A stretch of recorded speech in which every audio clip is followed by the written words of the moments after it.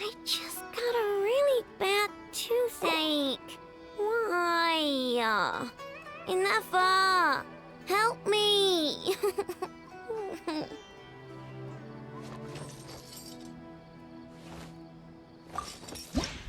Imagine, if you can believe it, a whole other world within this universe. In that world, people found supreme bliss in what can best be described as lucid dreams. Reality became blurred, or rather, redefined.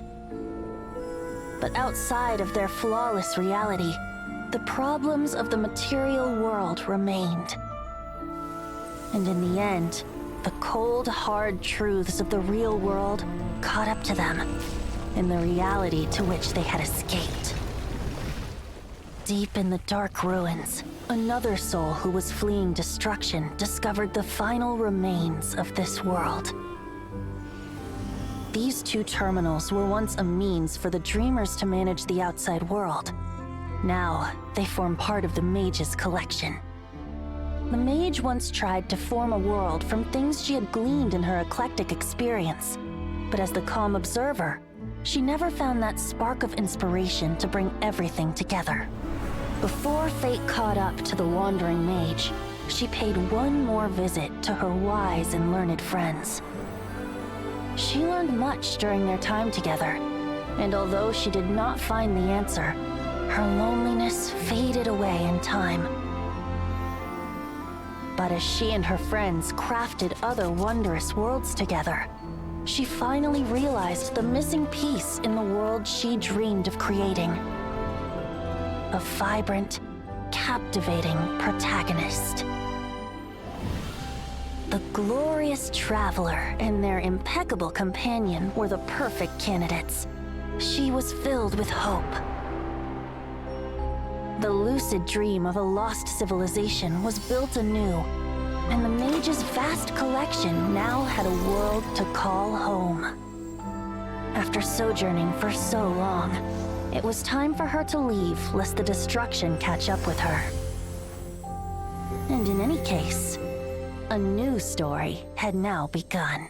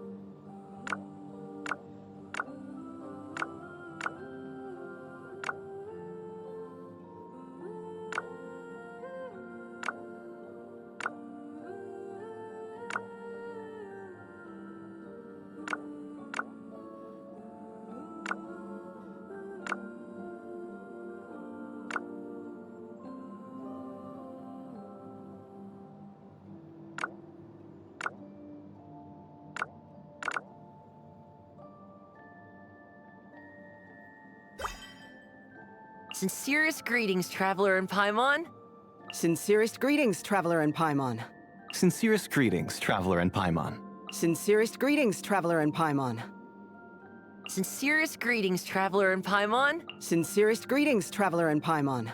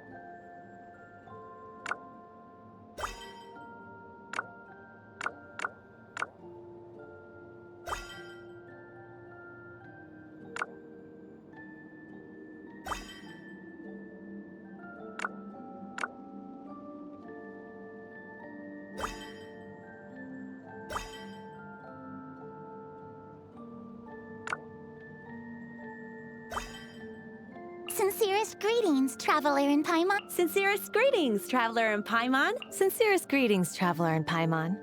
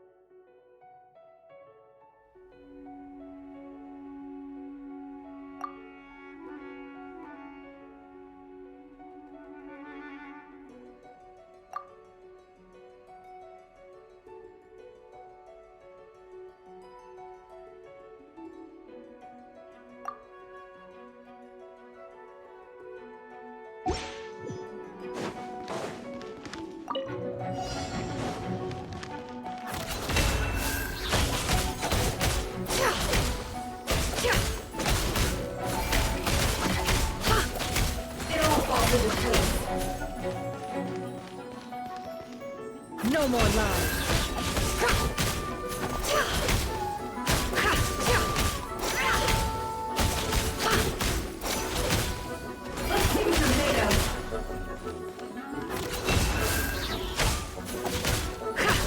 Seek within. It all adds up.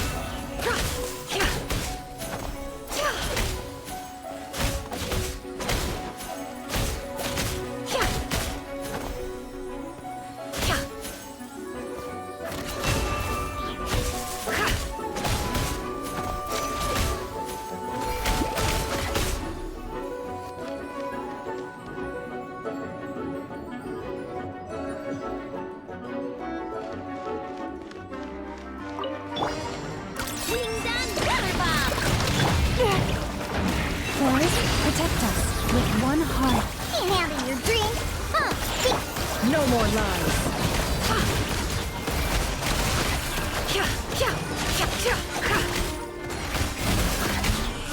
It all falls into place. The mystery unravels. Leave this. Flash attack! Diana special! It all adds up.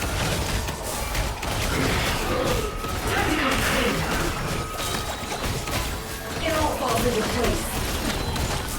The deception ends here.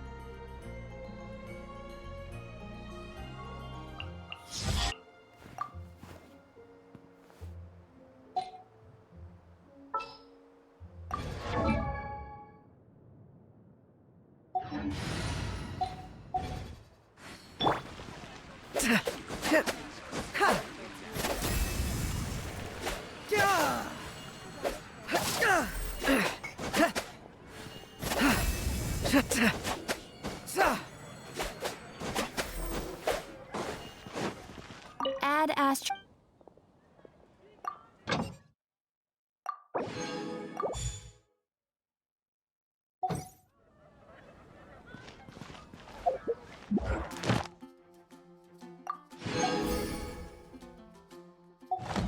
Add Astro. Thank you for complete.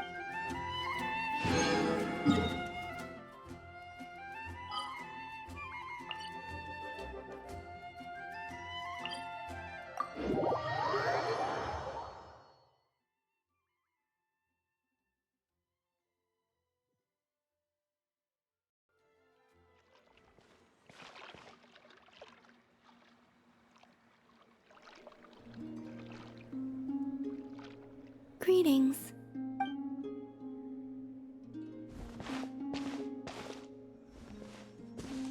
Huh?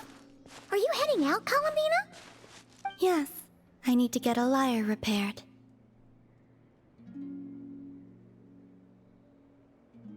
What? One of the Kuhenki's lyres is broken. She greatly values this lyre, so I wish to have it restored. Man, Kuhenki sure are multi-talented. Of course. This little one often performs around here, and I sometimes sing along. You know, Paimon's been thinking this for a while, but you sure do spoil the Kuhenki. Well, it's only right. They have kept me company all this time, and often bring me amusing objects as well.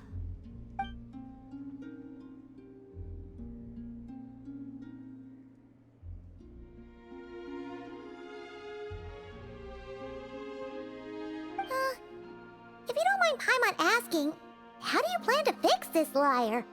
Didn't you say you didn't want to be seen by others? In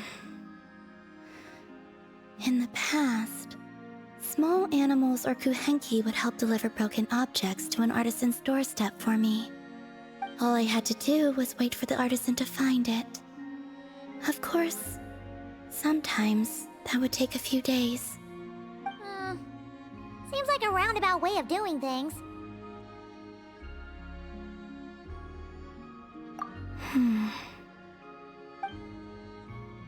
Yeah, just leave it to us. Who knows? We might even be able to get this done today. Very well. Thank you. Our pleasure.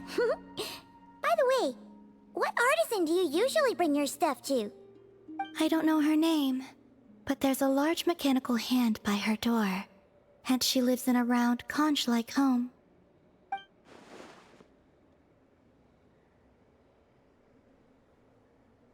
The aroma of crumb cakes often wafts from within as well. Yep, that clears it up for sure.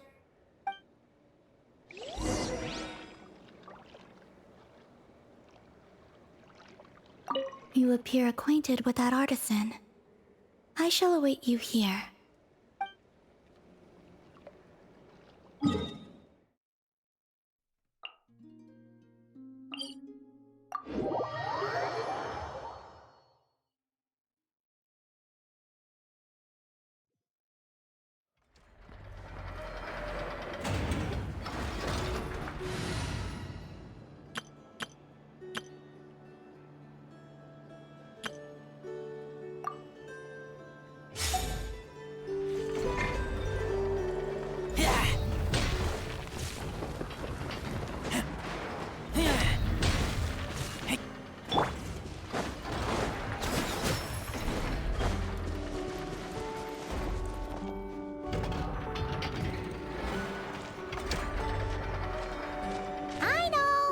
Are you home?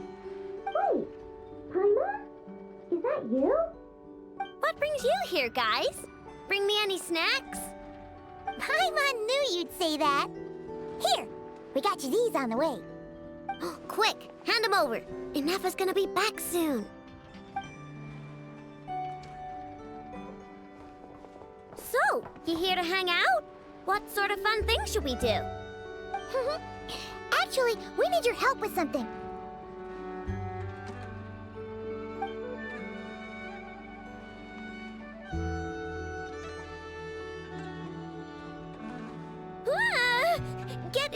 Get that weird thing away from me! Weird thing? You mean this lyre? I told you! I don't mess with stuff that science and mechanics can't explain. I'm telling you, that lyre just shows up on my doorstep at random. And after I fix it, the thing up and disappears. Not that I believe in spooky, superstitious stuff like that. Ah, okay. Seems like there's some sort of misunderstanding here. What do you mean?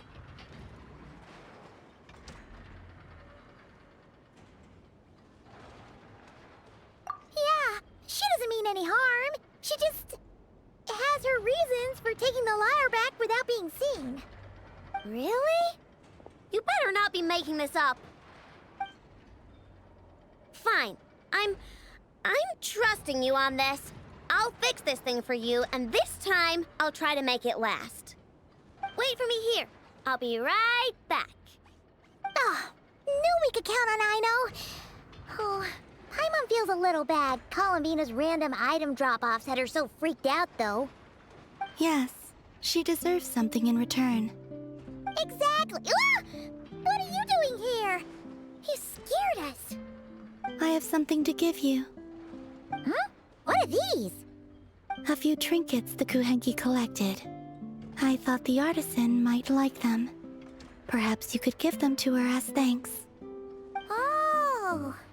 Huh. What a weird collection of components. Yeah, alright. We'll pass them along. Take care on your way back. There could be people around here.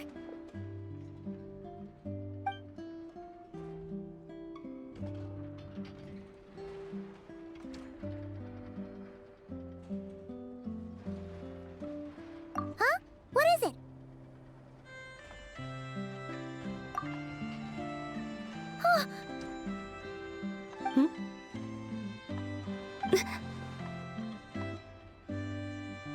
Analyzing appearance.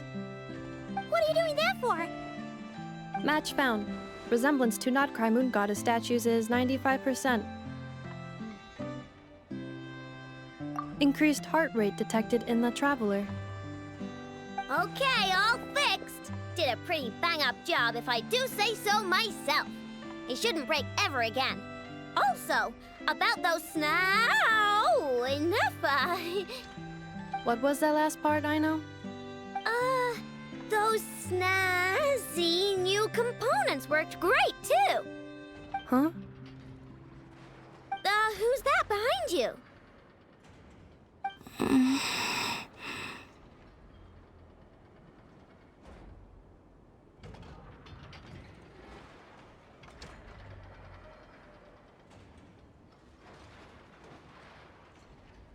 Huh, she kinda looks familiar. Have I seen her before? Whatever. The most important thing is, I hid those snacks Paimon gave me. That's right. Also, she wanted you to have these components as thanks for fixing the lyre, I know. Ooh, let me see. Wow. These are rare and so old. You sure I can take them? Yes. Thank you so much! If you ever need anything else fixed, just come find me. No need to be shy. Well, we got places to be, so, I know, Ineppa, we'll swing by some other day, okay? Oh, we've got to get the damselette out of here, or Ineppa will recognize her for sure. Oh, sure. See you some other time. I gotta do some cleanup quick, or Ineppa's gonna find the snack crumbs. Alright, until next time. I know. Yeah? Would you like to frame these components or preserve them in any way? What? Why would I do that? They appear to be gifts from the moon goddess. Huh? What are you talking about? Remind me to check your circuits later. Say...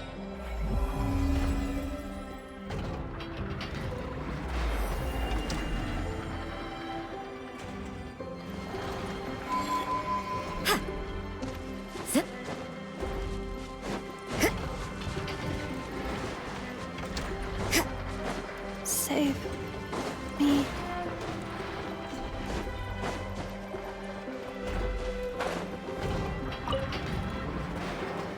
I know! What you doing? Oh, hey! Perfect timing! I'm playing a game. Oh no, she did... here. Save me. This is Ineppa's, but she's calling for help. Oh, that's just for... Ineppa! Time to go home! No. I want to keep playing. Save me.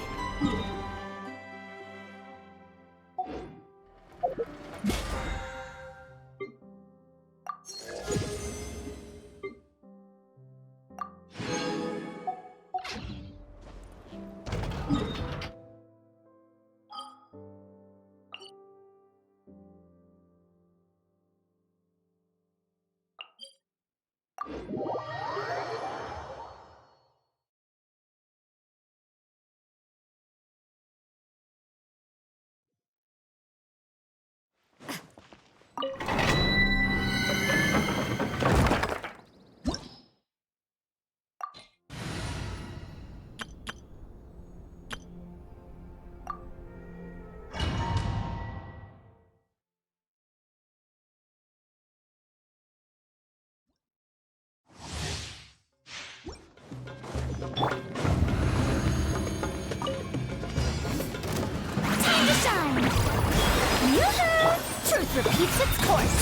Teamwork is dreamwork. The wind rises. That's far enough.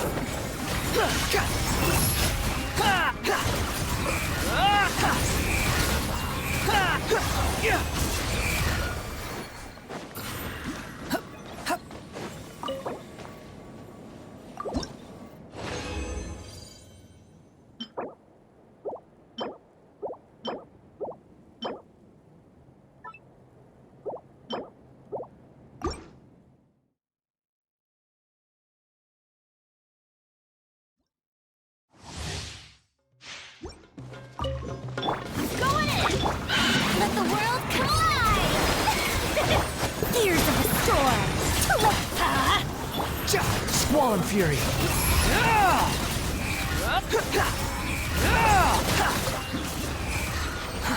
Too slow.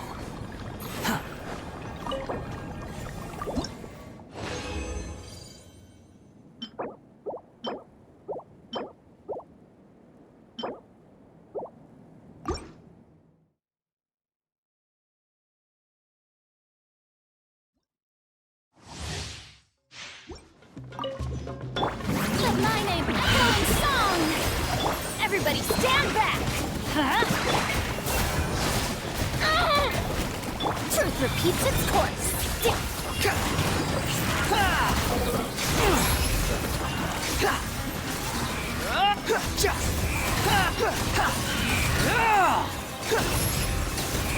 You're dead.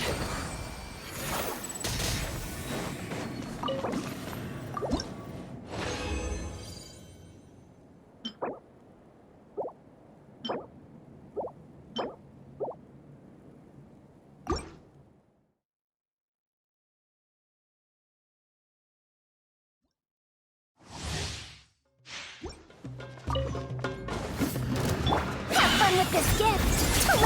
Let the world collide! Go in!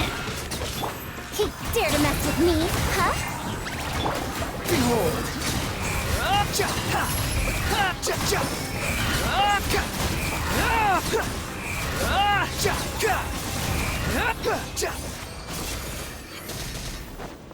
Quit following me.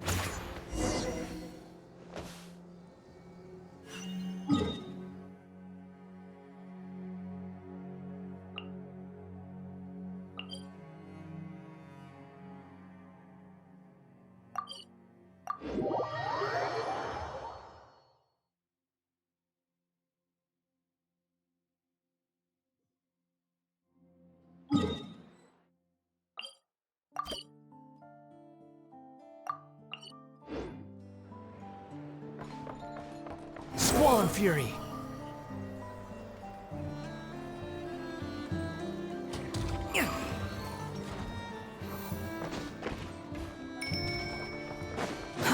Too slow.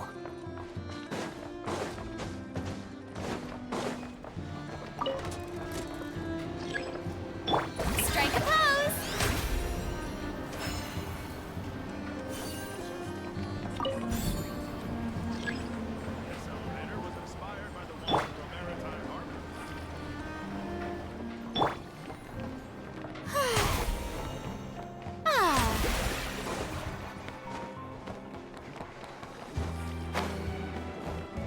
May I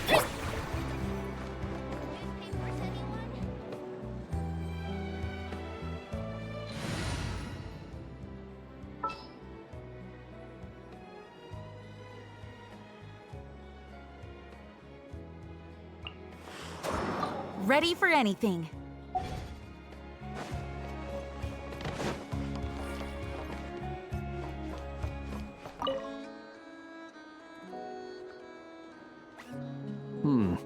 Is no one here? Well, hello. This is certainly a most joyful encounter. Seeing you lifts my spirits after a somewhat disheartening trip. I wouldn't say anything's the matter, merely that I am dealing with some unexpected circumstances.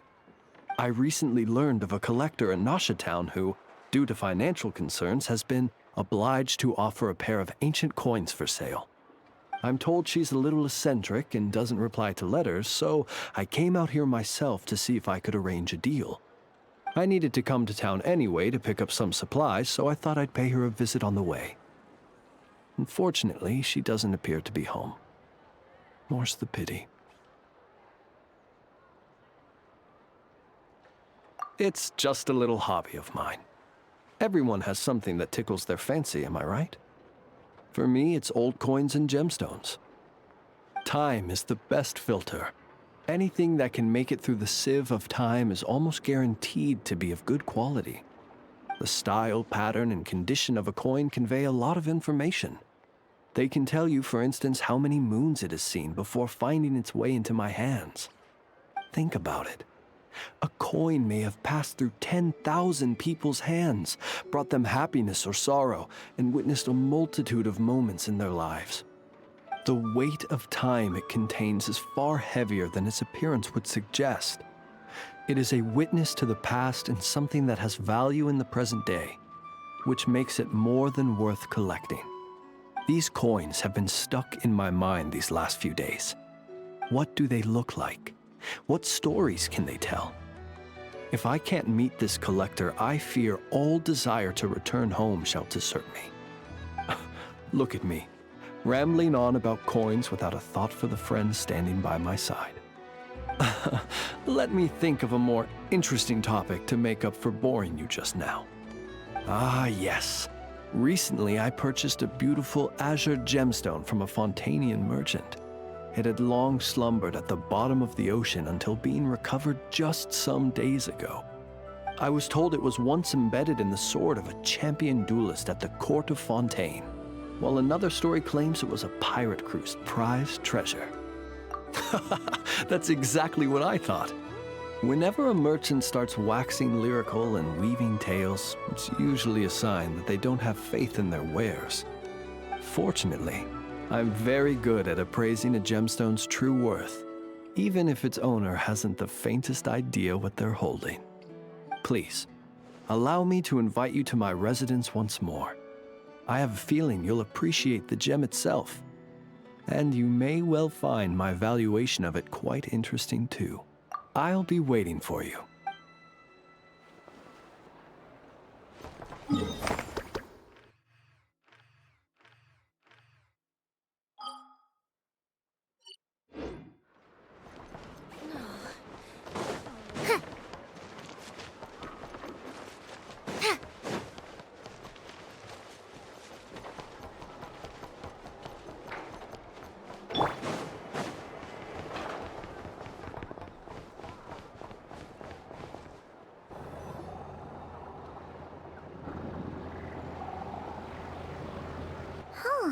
It's been a few days since we said bye to the others in Nasha Town.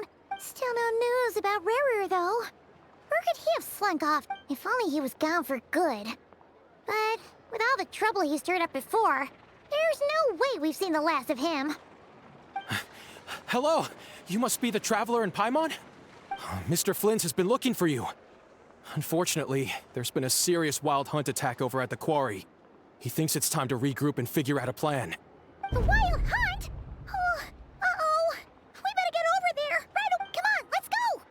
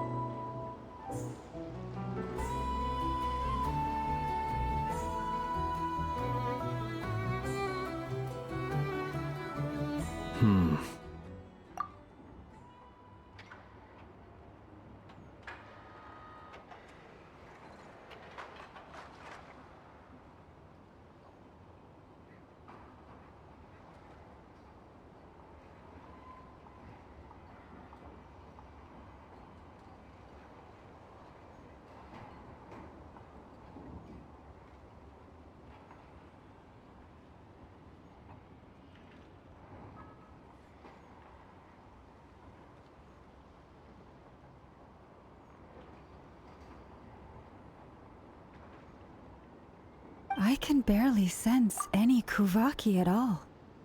This whole area feels like a soulless husk. Looks like his appetite truly is insatiable. As if the power of that energy cannon wasn't enough. He's not seriously still getting stronger? What's his endgame here? Ah, everyone's here already. Hey, we made it. So, what's going on? We've all been on high alert since we split up a few days back, expecting Rarir to strike again. But it's like he just vanished into thin air. No one has seen him nor found any trace of his presence. That is, until this morning, when a ratnik found signs of wild hunt activity while out here on patrol. As you can see, the Crystonite itself is physically intact, but the Kuvaki it contained is all but completely diminished. And we're sure that Rarir did this. Who else? He's the only one who could pull off a stunt like this. Kuvaki loss has reached critical levels. Reikir of Solnari set to maximum threat level. Warning, unless de-escalation measures are taken soon, he will pose a threat beyond our ability to contain. The consequences could be catastrophic. Traveler, do you remember when we encountered Rarir just after regaining his body? There wasn't a shred of sanity left. Nothing but madness and rage.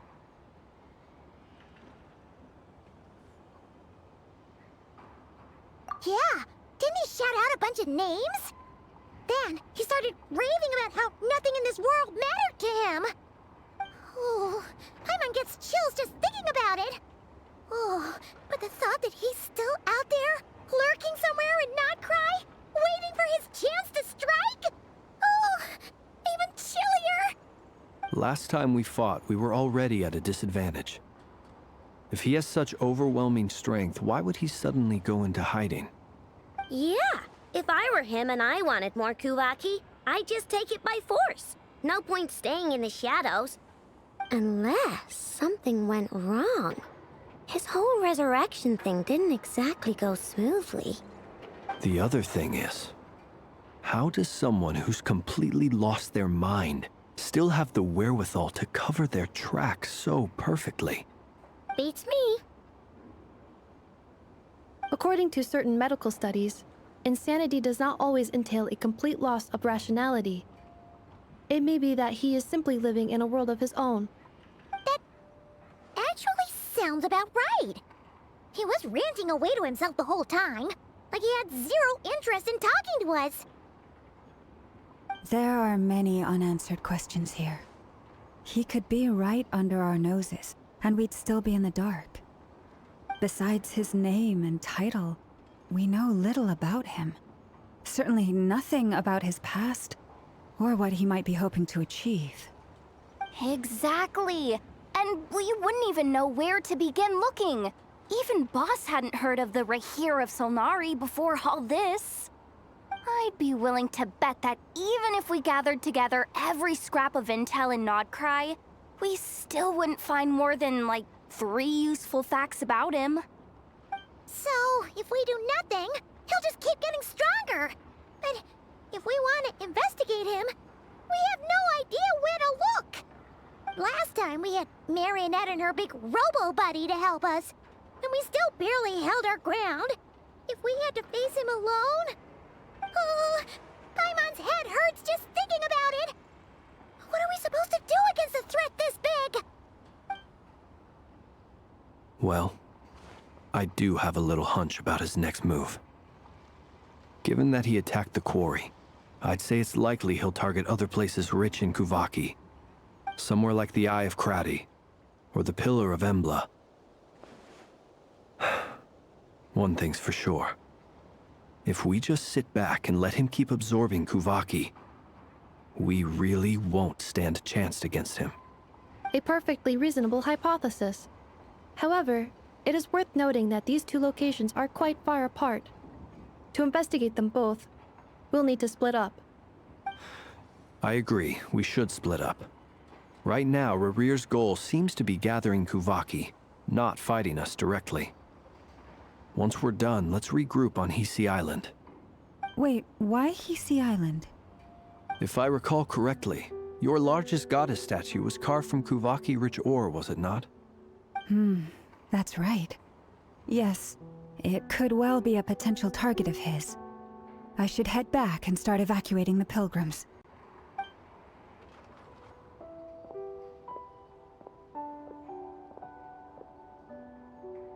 Splitting up's always gonna be risky. But I guess we don't have much choice, right? We're in a race against time here. And if we do run into Rarir, what then? That's when you follow the 3rd rule of treasure hunting. Run like the wind. Didn't you say the 3rd rule was go with the flow? I don't know. Did I? Anyway, whatever. In this situation, go with the flow means go find backup. Agreed. If anyone finds so much as a trace of Rarir, do not pursue him. Get out of the area and alert the rest of us as soon as possible. We need to put safety first. All right, we'd better get moving. Come on, Ineffa, let's go.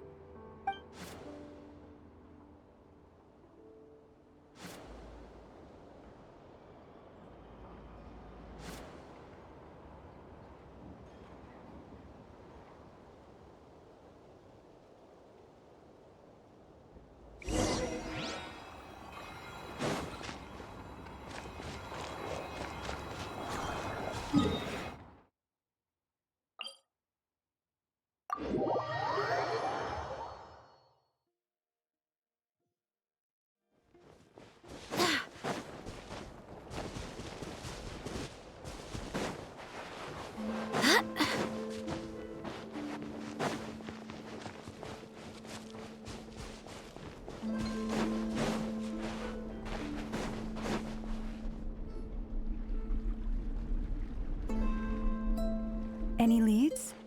Nope. Diddly squat. No clues to where he might be hiding. It's like he's a ghost. It feels like we're sitting on a powder keg that could go off at any second. Ugh, I hate this feeling. I'd rather face him head on than be left hanging like... So, you guys didn't find anything either? Not loving the word either. How about you, Flints? I questioned a few Ratniki and eventually narrowed my investigation down to one suspicious individual. But by the time I got to his place, he was already gone. Almost as if he knew someone was on to him. Either that, or he's just extremely cautious and doesn't stay in one place for long. He's been biding his time for a while now. The question is, where or what is his next target? No idea. Since regaining his body, he seems to have lost all interest in the fragment in my possession. If he did still want it, he's had plenty of chances to take it. All we can do now is hope that Aino and Anefa turn up some leads. Darn it, Rerir! If you've got the guts, come face me one-on-one! Wait, he's actually here? I didn't mean it! I swear! No, it's coming from Silver Moon Hall. The Lady Kutar might be in danger. Let's get over there, quick!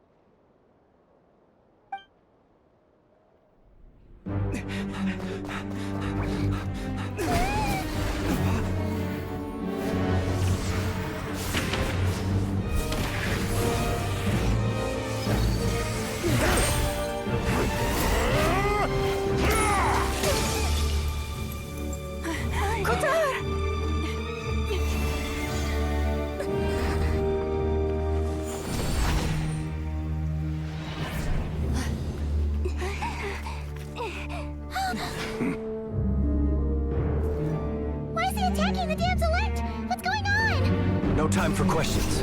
Stop him!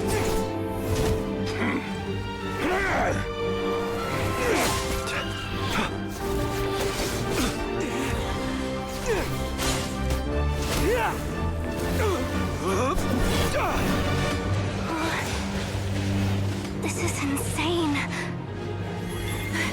Yehuda, get Kutar out of here! On it.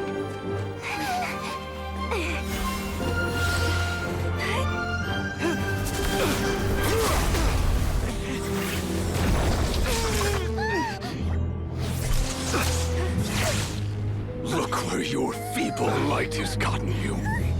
Now, you shall plunge into darkness.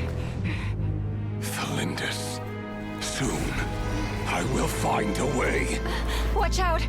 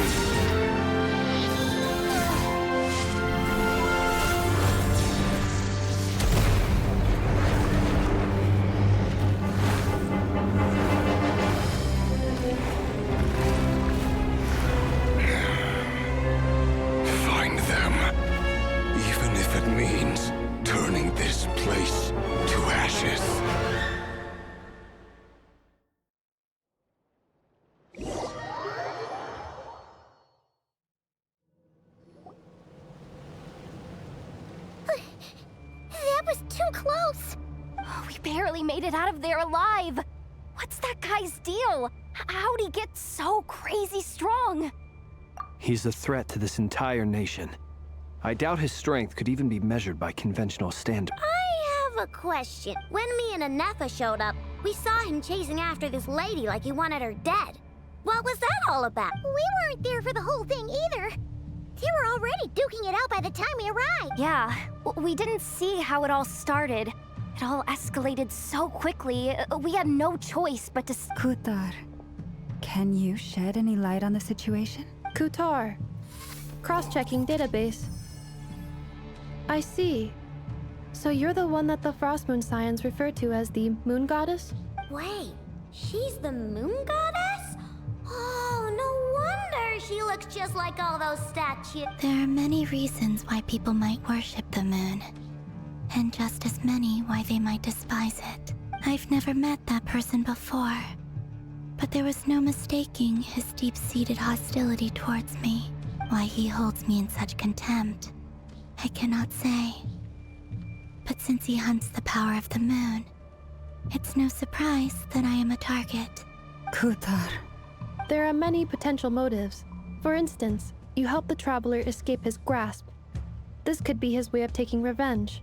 It is also possible that he covets the Kuvaki inside you and seeks to take it for his own. The list goes on. But right now, devising a counter-strategy should be our #1 priority. The likelihood of this location being discovered is close to 100%. A counter-strategy? But we don't stand a chance against an enemy like this. Surely our only option is to run. He's not gonna chase us to the end of the world, right? So as long as we can sneak out of Krai undetected... No, I can't say that. Come on, Yehoda. This is serious stuff. You can't suggest we all just chicken out. Running is our only option. Huh? You seem surprised. But what other choice do we have? We are facing an enemy we cannot possibly defeat in battle. Well, I mean, yeah, but still... It's not too late. I can distract him, so you have plenty of time to make your escape. Wait, what? You're gonna act as bait? Doesn't that make sense? I'm the one he's after. There's no need for you to risk your necks on my behalf. A coyote doesn't stop for bypassers while it's howling at the moon. What is it, Loma? The Frost Moon Scions have already grown accustomed to life without their goddess. My presence here is no longer essential, and this is not my home, so you needn't ask me to stay. We can't just roll over and let him get away with this. That's not our style. Yeah. We can't just call it quits after everything we've been through together. Besides, she'd pretty much saved my life back there. If I just ditched her now, I'd never forgive myself. We can't overlook that you have saved our lives multiple times now. To talk of returning the favor would be a little crass for my liking. But suffice to say that we are friends, and friends look out for one another. Rira's true objective remains unclear. Even if we were to sacrifice Miss Kutar, there's no guarantee he would stop.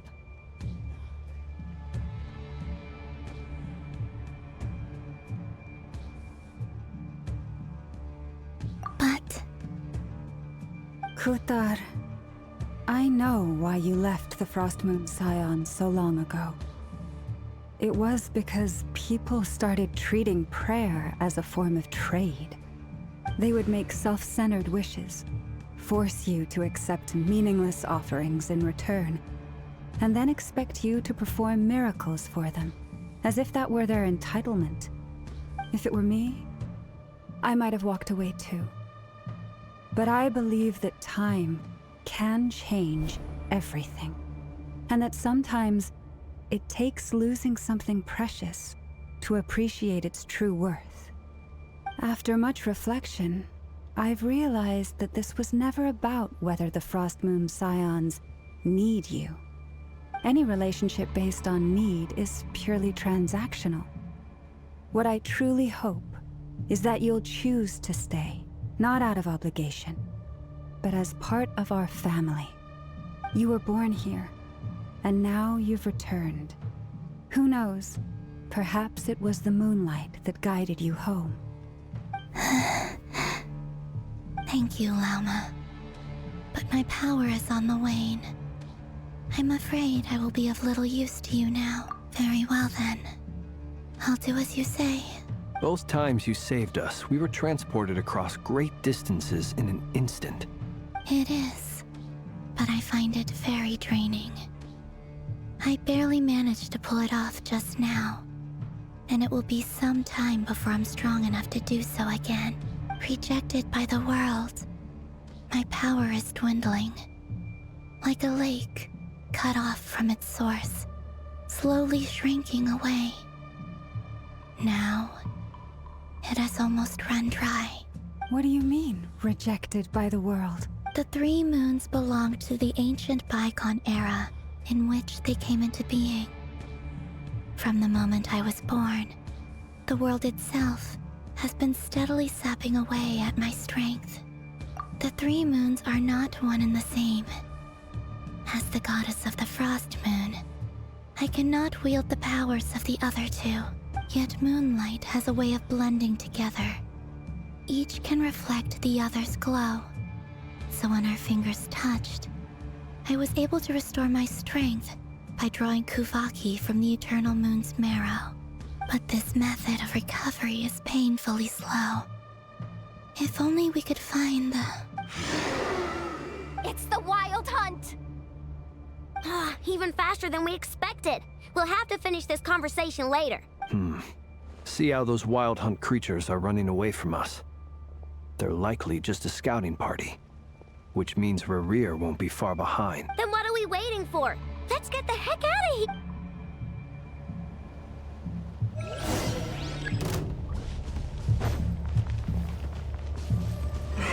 Defensive mode in... Look! Rainbow! You poor lost lamb, for the everlasting.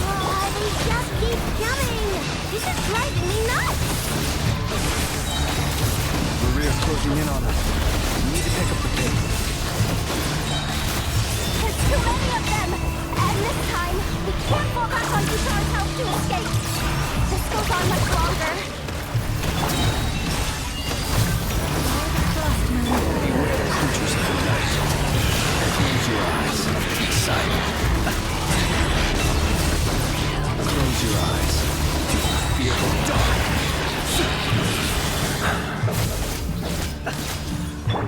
Chew on this! Insulation chamber. Be silent. Observe. To dust. With one heart, control.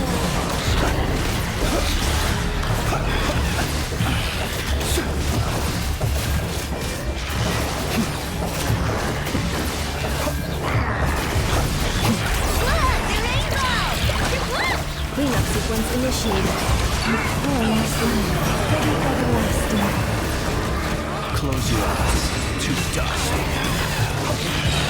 Be silent. Night falls. Close your eyes. Do not fear the dark. Shooting down weather bomb! Preparing for dust up. Insulation chamber deployed. Forest, protect us.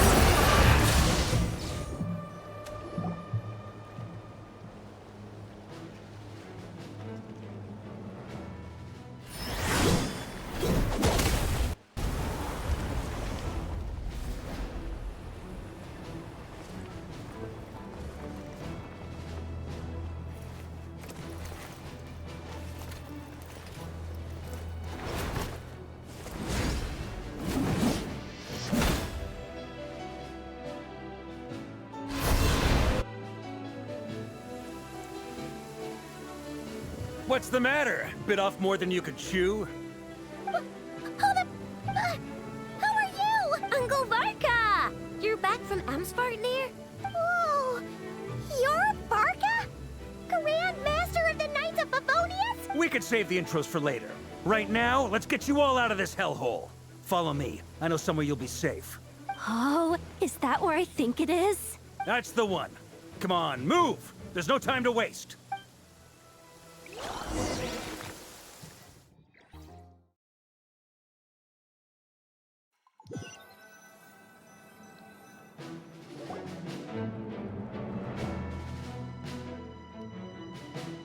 Wow! Where are we? This is so well hidden. Well, that goes without saying. This is the Knights of Favonius' meeting place in Krai, and a contact hub for the Northern Intelligence Network, aka the Black Market of Intel. No matter what faction you're with, it's the place to buy and sell information. Their headquarters are in Krai, but they've got contacts in every nation. As an expeditionary force on foreign soil, working with them has offered us the most effective way of getting our hands on reliable local intel. This is where we meet, so naturally, it's secure. Anyway, where were we? Folks from Krai should be pretty familiar with me by now. But I believe this is the first time we've met. Allow me to introduce myself. I am Varka, Knight of Boreas, and Grand Master of the Knights of Favonius. We've heard all about you. This meeting's been a long time coming. You look way younger than Paimon expected. But you definitely have that Grand Master vibe. Well, I'm no spring chicken. Just not showing my age yet. Definitely feeling some of that back pain today, though. Rushed back from Amsfartnir without a wink of sleep, only to get right into another fight with that freshly revived maniac. Another? You mean you fought him before? Yep. He wasn't nearly as strong back then, but he was still a formidable foe.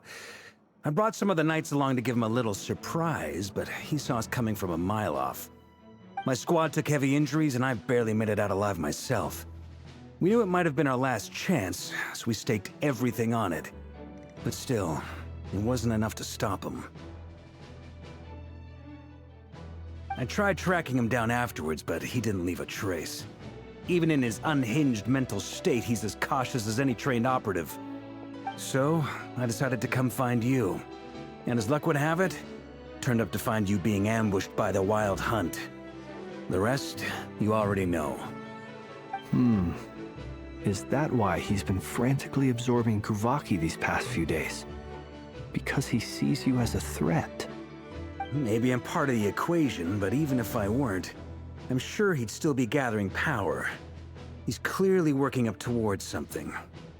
Note to self, Uncle Varka's strength rating officially upgraded. Guess it's my turn to ask questions now. So, what exactly has been happening in Krai?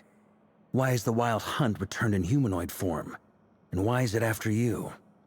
That's a long story, but I'll try to make it quick.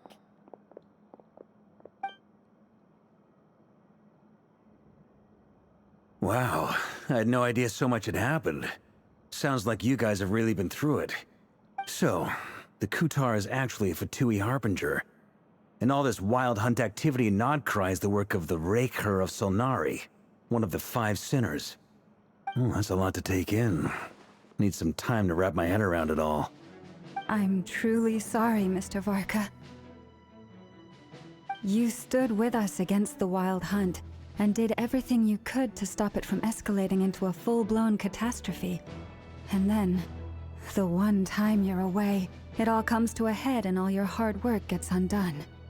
You've got nothing to apologize for, Miss Moonchanter. You can plan 100 steps ahead and still slip up. That's just life. No one knows what tomorrow holds. You can't predict which way the wind will blow next. And, to be perfectly honest, I can't say I'm surprised.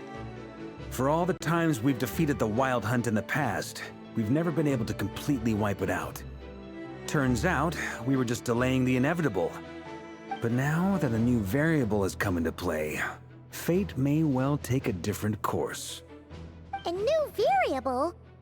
You mean us? Who else? And in a strange way, I think his resurgence might not be an entirely bad thing. The Wild Hunt is like an unrelenting force of nature, but Rerir is an individual with an agenda. He's gotta have a weak spot somewhere. That said, while I was explaining everything just now, some of the points that Mr. Flint's added caught my attention. You mean about our mystery ally? That's right. From what you've said, not only did they lead you straight to some key files, they also shielded Hisi Island from a lethal Kuvaki blast.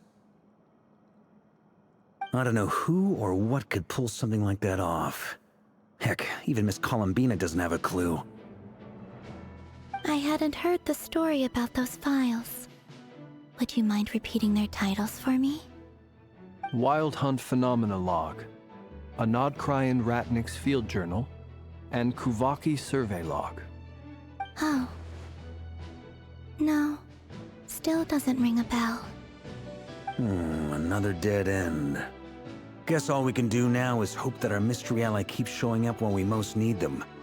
Still, it's safest to assume they won't be intervening again. From here on out, we'll have to resolve this crisis by ourselves. Your intel also explains something else I've been wondering about. The reason I led my team to Amsfarnir was because we'd had reports about a possible source of the Wild Hunt showing up there. But once we looked into it, it turned out to be a red herring. I don't know who was behind it, but clearly, it served its purpose. I doubt it's by chance that he happened to make his comeback while my attention was diverted. And from everything you told me, it sounds like his scheming began well before his return. So maybe luring me away was all a part of his plan. But is it even possible that he orchestrated all of this by himself? The Moon Maiden and the Raker of Solnari, Nod Krai of all places. The way everything is unfolding, it can't be a coincidence. So, what do we do now? Got any ideas? Right now, we've got at least 3 things to consider. Let's go through them one by one. First, we need to figure out how to take down Rerir. If we can't beat him in a straight-up fight, the rest won't even matter. To my knowledge, the bulk of Nod Krai's fighting force is already gathered here. But even with everyone united, we're still no match for Rerir in his current state, let alone with his power still growing. What if there was a way to tap into a new power of our own? How so? Have you thought of something, Columbina? 3 moons once watched over this world. The Eternal Moon was the largest. The Frost Moon was the brightest. And the Iridescent Moon was the most mysterious. They say that back then, the 3 moon goddesses wielded immense power. Enough to shape the workings of the world itself. I now bear the Frost Moon's power, and the Eternal Moon's marrow resides within the Traveler. Hold on. Are you suggesting... The iridescent moon, the last piece in the puzzle. That's right. If we can find the Iridescent Moon's marrow, I will be able to regain my strength much more quickly. The 3 moons are said to stir the tides and illuminate all things. Perhaps they hold further secrets beyond our understanding. According to my analysis, the solution is feasible. However, it is subject to one major condition. How do we locate the Iridescent Moon's marrow? I know a way, but... we will need to visit the Fatui's Experimental Design Bureau. The Experimental Design Bureau? Are you saying we need to involve Marionette? Yes. I must speak with Sandrone.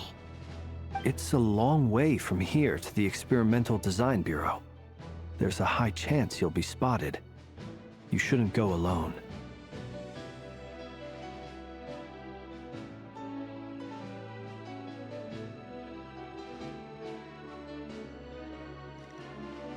Then that's settled. Next up, our second priority. Somehow, we need to figure out Rerir's end goal. As you saw for yourselves, when he was still in his Wild Hunt form, everything he did was for the sake of recovering his body and resurrecting himself. His first act since then, after laying low for a while, was to try and assassinate this young lady. People's obsessions often reveal their greatest vulnerabilities. There must be a reason why he despises the moon so deeply. Perhaps it sheds some light on his title, the Raker of Solnari. The Wild Hunt has plagued Nod Krai for centuries now. If we want to stop it for good, we have to get to the root cause of what's driving it. It's true. We still know very little about him. If Kuthar hadn't given us that lead, we wouldn't even know his name. But where would we even start? I doubt even the Intel Queen of Nod Krai has a clue, and she has info coming out of her ears. Oh? That's a rather hasty conclusion for someone who's so painstakingly meticulous when it comes to dealing with machines. Ah, she heard me.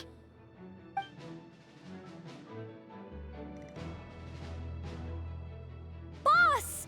What are you doing here? I'm now asking myself the same question. I received a letter from a humble knight of Favonius, requesting a meeting to discuss a major business deal.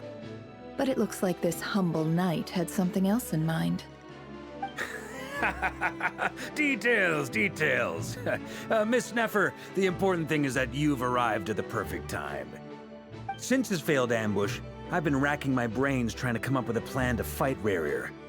Given the severity of the situation, I think it's fair to say that our only chance lies in uniting as one. And I'm talking all the factions in Krai. We can't do this without the Curatorium, but I knew it'd be a tough job to win you over. So, I took the liberty of reaching out for a little chat. Wait a sec. How did you even hear about this place, Nefer? Didn't you say this is meant to be the Knights of Favonius' meeting spot? And a contact hub for the Northern Intelligence Network? And isn't it supposed to be super hidden? You really think he could have gotten settled in Krai without my help? Besides, I'm the one running this gig. Of course I know where the meeting place is.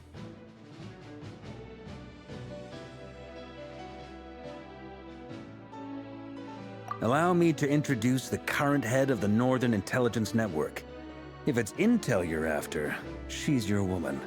Pretty much seen and heard it all. Please spare me the flattery. Let's cut to the chase. Seems like you've run into some trouble, huh?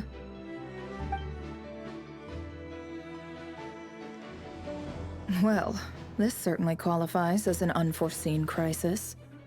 On behalf of the Curatorium of Secrets, I wish you all the best of luck.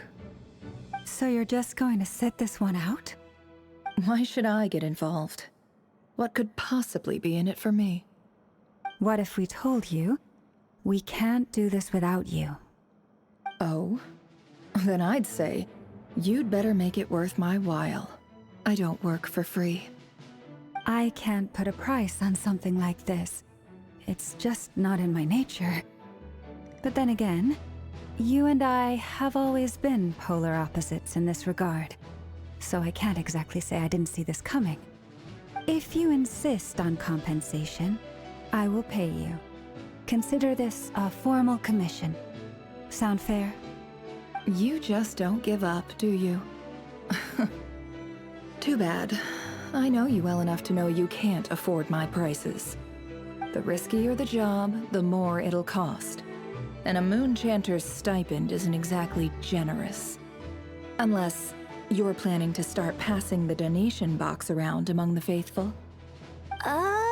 Boss, just a thought. If they come up short, maybe you can take the difference out of my next few paychecks. Things got really dangerous during the fight with Rarier. If this girl hadn't saved me, I'd be ley line fodder by now. I'd be gone for good, boss. If there's any way we can make this work, I'd really like to help her. Please? I'm begging you! This is why I'm always telling you never accept favors. They are the hardest debts to repay. You have to be careful who you get involved with, or you invite all kinds of misfortune. Very well, Yehoda, I will help. But just this once. Don't count on this happening again. Flynn's, that fragment that Rarier was after, do you still have it on you? Of course. Let me borrow it. I need it to follow up on some leads. Wait, you actually have some leads? Shh. This is top secret information. I get it. We all have things we'd rather keep to ourselves. Plus, I know we can count on you, so we'll leave the intel gathering in your hands. And that brings me to the third and final item. We need to find a way to distract him. We need time to make our move, so someone will have to stall him. I'm in for this part, no matter what. Anyone coming with? Count me in too. Come off it, you two. Quit playing heroes. I'm way ahead of you here. Nefa did a scan of the Moon Goddess's Kuvaki signature, and we're gonna use it to make some decoys over at the Kramkake craft shop. Anyone who's in, follow me. Once they're ready, we'll deploy the decoys across Krai. So as long as the rest of you keep moving, he won't catch on to your scent and won't be able to track you down. I like it. Genius idea. No biggie. All right then, we'll split into 3 teams. Once your team has finished their mission, return here and wait for the others. Dismissed!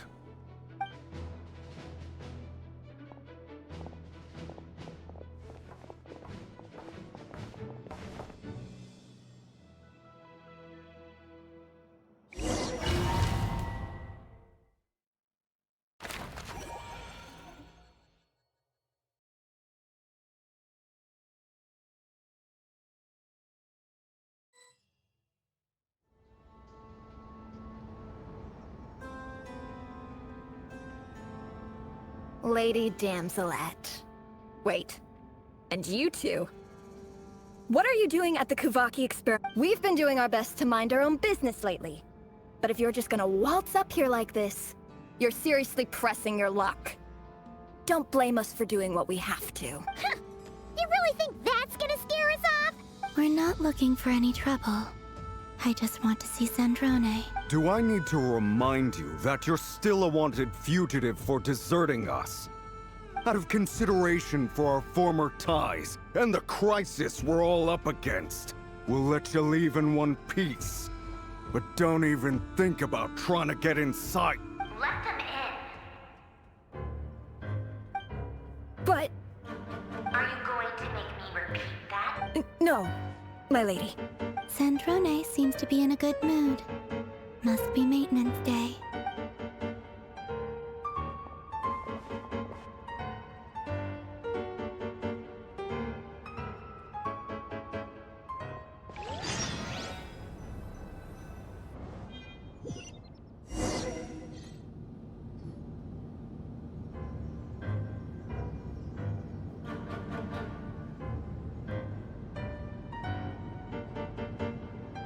So tell me, to what do I owe the honor this time?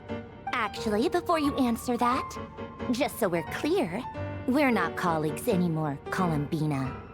I don't owe you anything. I promise it's nothing big. It seems like you've gotten the wrong idea here. The only reason I let you in was because I was bored. It seemed like a way to kill some time and satisfy my own curiosity. Whatever miscalculations I may or may not have made in the past, I haven't lost the plot enough to even consider sticking my neck out for your sakes. I'd like to speak with Arlecchino. What? Huh? You mean the knave? I'd like to speak with Arlecchino. Is she in Krai? No, she's not. Once the work on this facility was completed, she went back with the Rooster and Regrator. The only ones in Krai are me and... What is it you need to speak to her about anyway? Rerir is hunting me. If I'm going to face him, I must first retrieve the lost moon.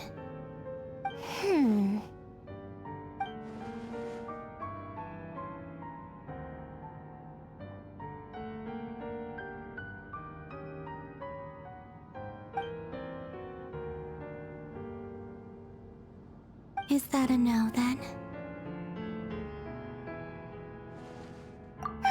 As if I need reminding. I was this close to settling things with him before someone decided to whisk me away to their weird little garden. Have you held any tea parties lately? Tea parties? Yeah, obviously. You don't seriously think we'd pack it all in just because you aren't here. If anything, they've been more eventful than ever. Just me, Arlecchino, and a bunch of insolent and sensitive guests who won't stop asking where you've gone. Oh, they've been a real joy. I bet you served them the worst tea you have. Just like you used to do to me when I upset you.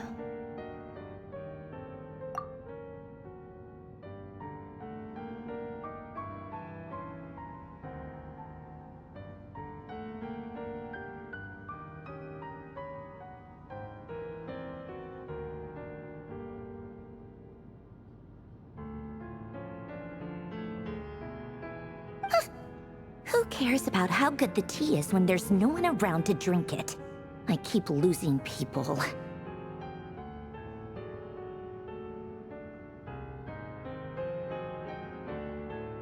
First Rosaline, now you.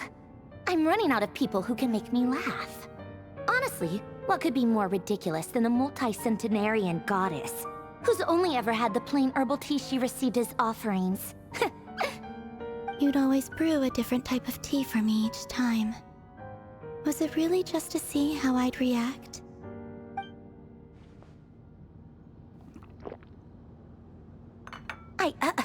Well, duh. Why else? Watching you squirm was practically my only form of entertainment.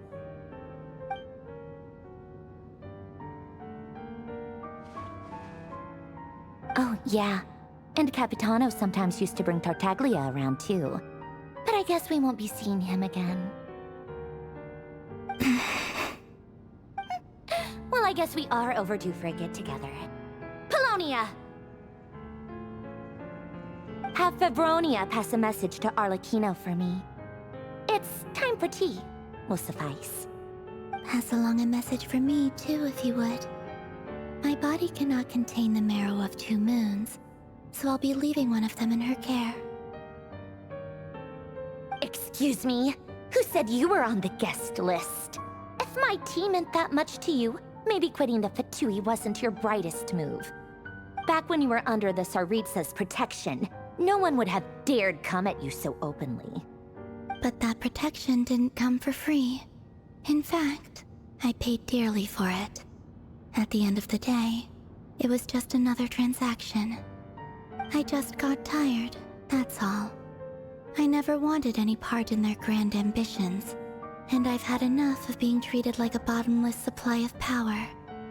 It brings back memories from the old days, when I was still worshipped as the moon goddess.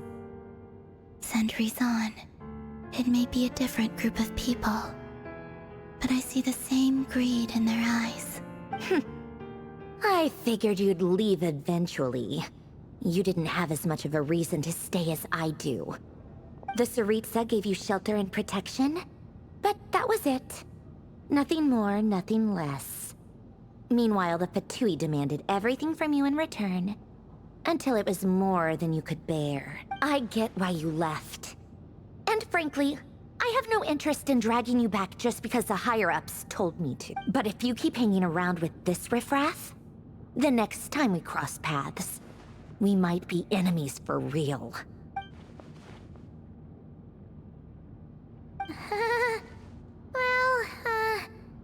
Guess that's our cue to leave. That might be your plan. But it sounds like someone else wants you to stay a little longer. Huh? What do you mean? Listen.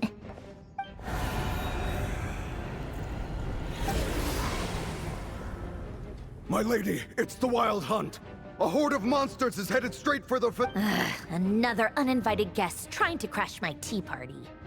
Clear the area! I'll handle this. Wait, what? You want us to leave you here by yourself? You'll be lucky to make it out of this alive. You really think you can afford to worry about me? Go on, get out of here! You may have stopped Polonia from crushing him last time, but I've made sure that won't happen again. The entire Experimental Design Bureau is rigged for war. Stay and watch if you want, but it'll be at your own risk. You're not flagged as friendlies in the weapons system. Don't tell me what to do! Look, if you're leaving, make it quick, or you'll just get in my way. There's a secret passage on the 2nd floor. It'll take you right to the plains out back. Stare all you want, Columbina. You're not getting another invitation to my tea party. I know. But thank you anyway, Sandro. This is exactly why you shouldn't hang around with those people. All their melodrama and sentimental nonsense is rubbing off on you.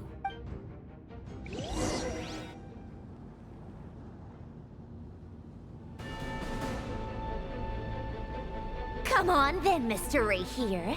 Let's pick up where we left off. It's your Wild Hunt monstrosities versus my beautiful creations.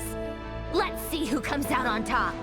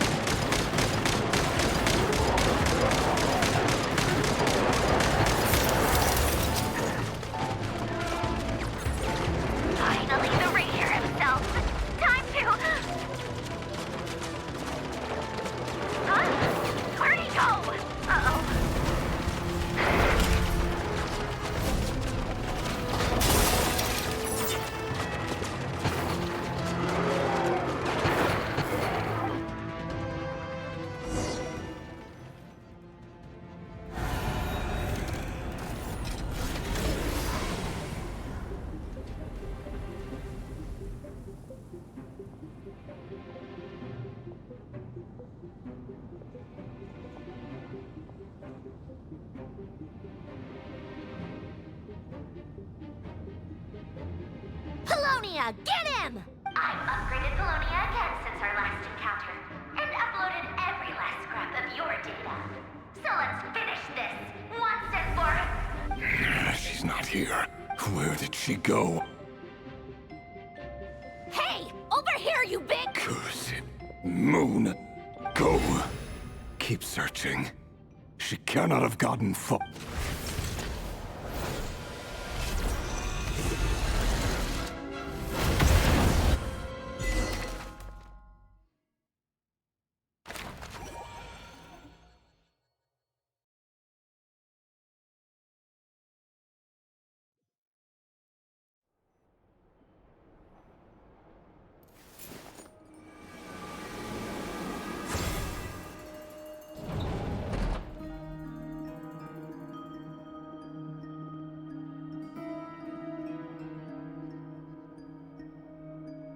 So this is your method for investigating Rarir's past? It almost looks like some kind of ceremony. Good deduction. But it's quite a different affair from what you're used to with the Frostmoon Scions. Whoa! First time I've ever been in here. Boss always said it was off limits, so I pictured some kind of creepy dungeon. But it's actually kinda nice. Oh, I guess this must be Sumero decor? That's where Boss is from. And that nice shopkeeper who sold me my treasure compass. I'm not sure exactly what you've got planned, but it looks like you're all set. When do we begin? Whenever we wish. But for some reason, I've never faced Rarir myself. But from what you've told me, his power is beyond anything I could imagine. I, on the other hand, am just an ordinary businesswoman. Our paths should never have crossed, yet here I am, forced to make an enemy of him. If you ask me, you're about as far from ordinary as it gets. So what are you saying? You're getting cold feet? Once I take a job, there's no backing out. Still, I have to ask myself if the power I'm relying on will even work on an opponent of this caliber, and also how to make sure I come out of this alive if things spiral out of control. Death is the one thing we can take for granted. It is the great equalizer, however fortunate or unfortunate we may otherwise be. So it's important to consider how to spend what lifespan we have left. Come on, boss. Lighten up. Quit talking about death. It's bad luck. For once, I agree with you. When you're up against a foe like Rarir, there's no such thing as being too prepared. Is there anything I can do to help? That won't be necessary. I've already made up my mind. Time to cash in a precious favor I've been saving for a rainy day. Yehoda, I need you to find someone for me. The sooner the better. Fine. That shady merchant who sold you an overpriced treasure compass the other day. Come on, boss. You're pulling my leg again. In what way is she shady? She showed up when I was completely lost and sold me a neat little gadget that was exactly... Anyway, I know who you're talking about. Don't go anywhere. I'll be right back.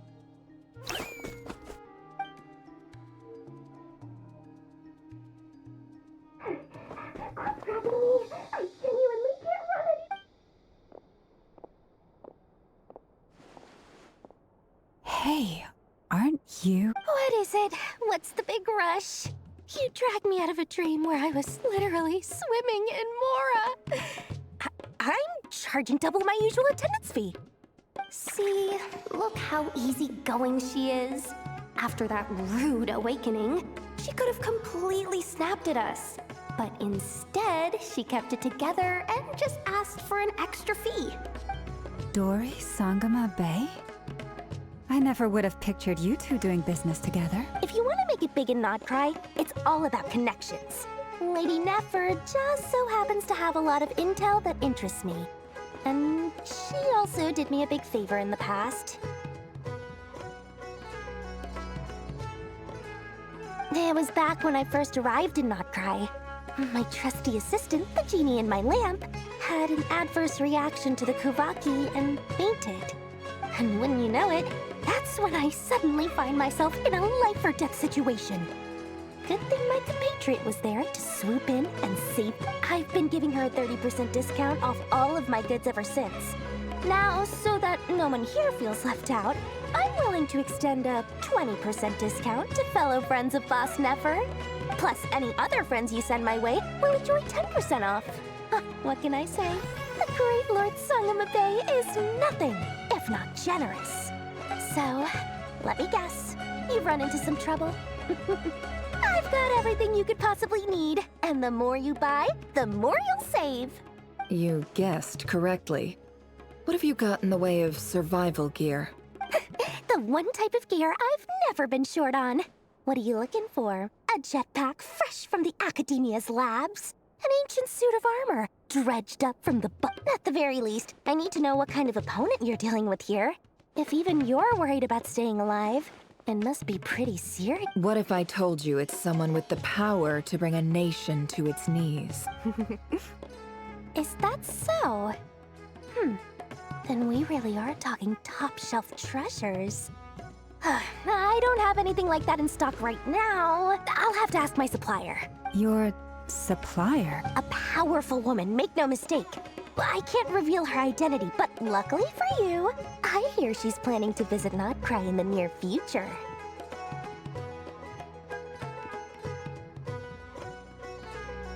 If you're willing to wait, I can ask her when she's here.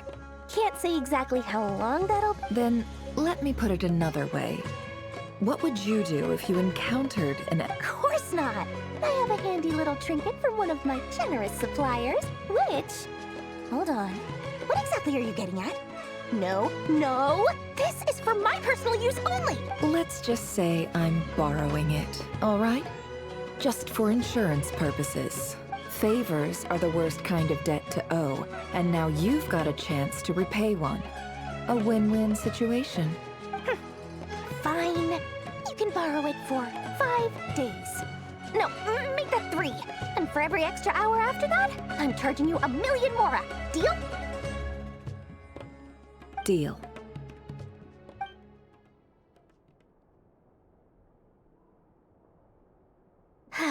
What a way to start the day. Now, was there anything else you wanted? Or can I go back to bed now?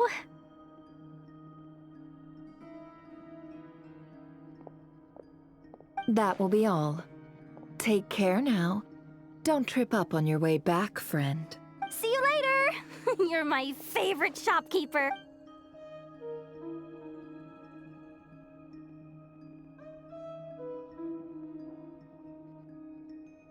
Excellent. Everything is well and truly ready. After initiating the ceremony, your minds will follow me wherever I go. You will see many strange things in your mind's eye. So remember, don't be frightened, and don't make a sound. Now then, let us peer into the Raker of Solnari's past.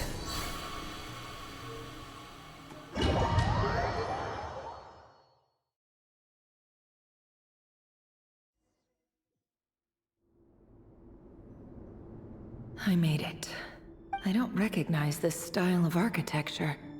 Must be Conrian. Simple furnishings, table and chairs. It's a more ordinary house than I might have expected. Looks like the fearsome Raker of Solnari came from surprisingly humble beginnings.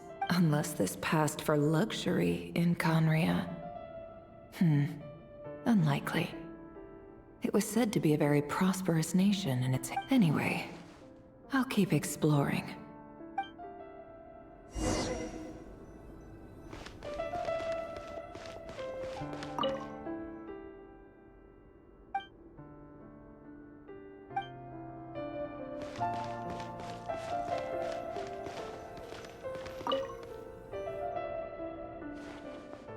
Hi, River. Since you're working extra hours tonight, I thought I'd keep myself busy by checking out that new kebab shop. I've heard good things about their menu. I'll test it out, and if it's as good as everyone's saying, let's go back together sometime. P.S. New stash from the Universitas Magistrorum. I brought some goodies home. A few teacups and a pin rack. Hope you like them. They didn't sign their name. But they must have been close. Sounds like they were living together.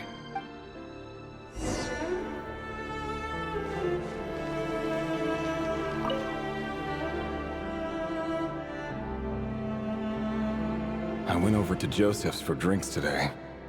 They have a fine collection, but I went alone. Thelindis was tied up with something and couldn't make it. Joseph asked why I came alone, but I didn't really have an answer. He then went on to ask about other things. If you ask me, someone who asks that many personal questions is too nosy for their own good. But if he invites me again, chances are I'd still go. Thelindis. That's the same name Rerir mentioned. Crane imports keep falling. If things don't pick up, we'll soon be back to meat and mushrooms only. Honestly, I'm not a huge fan of that new type of mushroom everyone's been into lately. Didn't it start out as a lab-grown variety? I heard it's even mildly corrosive. Seriously, why would you even eat something like that? I don't care if it's an impressive feat of alchemy. That just isn't the kind of thing I like to eat. Grain has to be imported, and they're eating a diet of mostly meat and mushrooms. Could it be because Conria is underground, so it doesn't get much sunlight? That would explain why they use so much stone in their buildings. They even use alchemically modified strains for food. Seems like the people of Conria don't have many options when it comes to dining. I've just about saved up enough now. Time to buy it and keep it somewhere safe. Making a big purchase. I wonder what it is.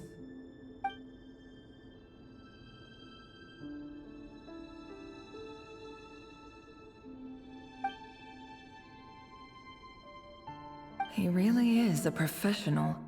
No wonder he's so good at covering his tracks. Despite what he's become, it seems like he's retained certain habits, at least in this regard.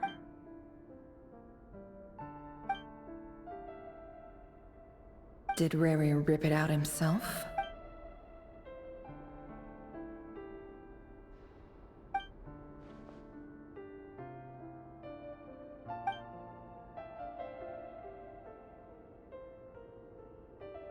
Before I met you, I was convinced that my heart was nothing more than a stagnant pool, the burial place of a fallen moon.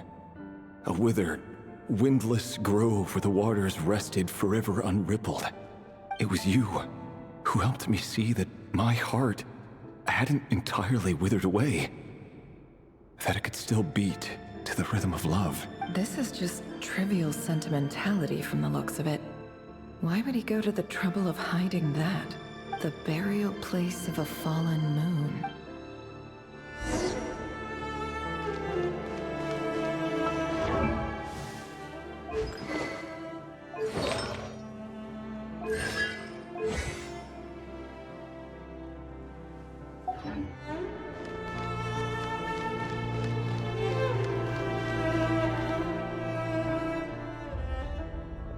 Rerir, over here. Dane! Oh, and, Vedelfin here? What a surprise to see you here, sir. Hello there, Rerir. You need not address me so formally outside of court. He doesn't get that much free time, so I invited him over for a drink. Even the court prophet deserves a break every now and then, right? Well, I'm flattered. So, what are we discussing today? Hey, don't look at me. As far as I see it, we don't need an excuse to have a few drinks. Come on, don't give us that. Didn't you say you were about to pop the big question? How's that coming along? Who'd have thought the great Twilight Sword was an even greater gossip? I just didn't expect you to be the first one to settle down and get married, that's all. Yeah. If you told me that a few years ago, I wouldn't have believed you either. So, are you planning to come clean about your job then? I'm guessing you still haven't told her. Sure, I'll have to tell her at some point. But I'll need to pick the right time and place. To be honest, I have no idea how she'll take it. Come on, stop being such a pessimist. For all you know, she could be thrilled. I bet she'll be much more impressed by your actual job than the one she thinks you're doing now. A member of the King's Guard. Quite the cover story. Does the king himself even know? Of course he does. Anyway, enough about me. How have you been? Me? Same old, same old. Nothing much to... Huh? What's up, Fed? It's nothing. Vedifulnir, Daneslif's elder brother. Renowned throughout the court of Conria as the Visionary, and said to possess a wisdom far beyond the reach of any ordinary man. And yet, despite the gulf between us, he seems to have something to say about me. Does he even know me? Does he see me as a friend of his brother, or just another of the Vinster King's blades? Why did he react so strongly? Was it really to do with what we were talking about? Brown, curly hair and brooding blue eyes. So this is what Rerir looked like back in the day. Perfectly normal. No different from anyone else. As frightening as this monster is in the present, there's something even more unsettling about seeing the human he used to be.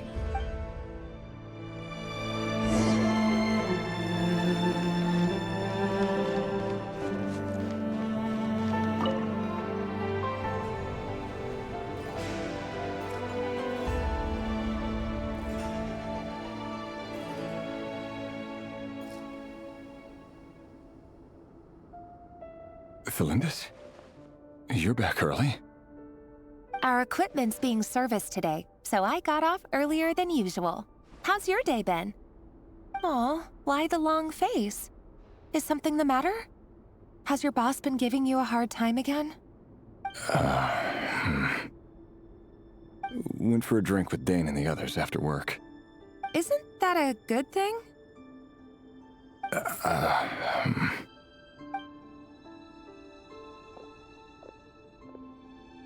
Vedifulnir showed up today, too. You know, Daneslif's older brother. Ah, Mr. Vedifulnir. Yes, I've heard of him. They say that everything he says ends up coming true. He overheard Daneslif mention that I'd recently proposed, and seemed to have an issue with it. But when I asked what it was, he kept it to himself. So, you're worried? You can be such a child sometimes, Rerir. We're nobodies. Why would the Visionary be concerned about us? I'm sure someone in his position has much bigger fish to fry. Maybe you're right. You worry too much, Rerir. We've been together for ages now, and everything's been going so well, has it not? You've even proposed to me. So, you do remember. Tell me then. What's your answer? Like I said, I need some time to decide. You can't just rush into things like this. We may be nobodies in the grand scheme of things, but if we want things to work out, we've still got to plan ahead. All right. Take your time. Just don't keep me waiting forever. Nobodies. Sounds about right. In the eyes of people like Vedifulnir and Daneslif, what do we matter? Can someone whose gaze is so fixed on a far-flung future even see the present clearly? Besides, the dynasty's fate rests with the king and his inner circle.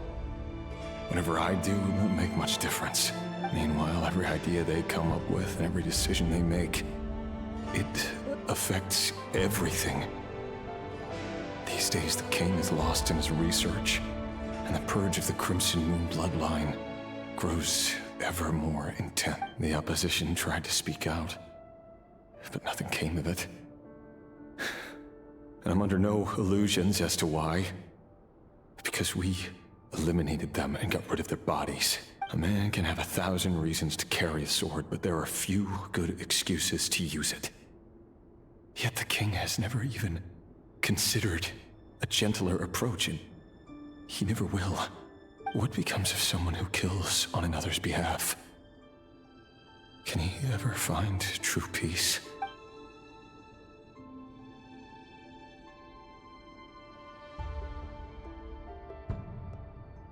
Thelindis?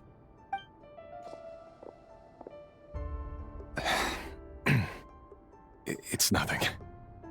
You were right. Fate has never smiled upon nobodies like us. But by the same token, it's unlikely to bear a grudge against us either. There's no reason we can't keep living happily together, cherishing the simple joys of each day as they come. See? You just need to stay positive, Revere. I can feel your warmth, your breath. You're right there, right by my side. Just seeing you makes me happy in a way I can't explain. And that's something that no one could ever take away from me. So smile, my love. Let go of that frown. You're right, Thelindis. I've just been overthinking things. That's better. Getting caught up about things like this will only ruin our evening. Speaking of which, all set for the ball tonight? I need to go get ready. You go ahead. I just have a few things to take care of, then I'll come join you. Even busier than the big shots, huh? Fine, I'll go get started. But don't be late. If you keep me waiting too long, I won't be a happy bunny. Relax. I'll be there. Seriously, though, you drive a hard bargain. You're really gonna leave my proposal hanging and still expect me to take you to the ball? Well, that goes without saying. I already told everyone I'd be coming with a dance partner. Besides, they're two completely different things. Let's take it one thing at a time, all right? All right. White outfit it is. It seems like Rerir was deliberately hiding his ties to the intelligence services by giving the impression that he was just an ordinary member of the Venster King's Guard. He clearly doesn't want his would-be fiancée to know about his other life. Then again, that's hardly surprising. People in the intelligence trade rarely do. Who'd have thought we were in the same line of work? Let's dig a little deeper.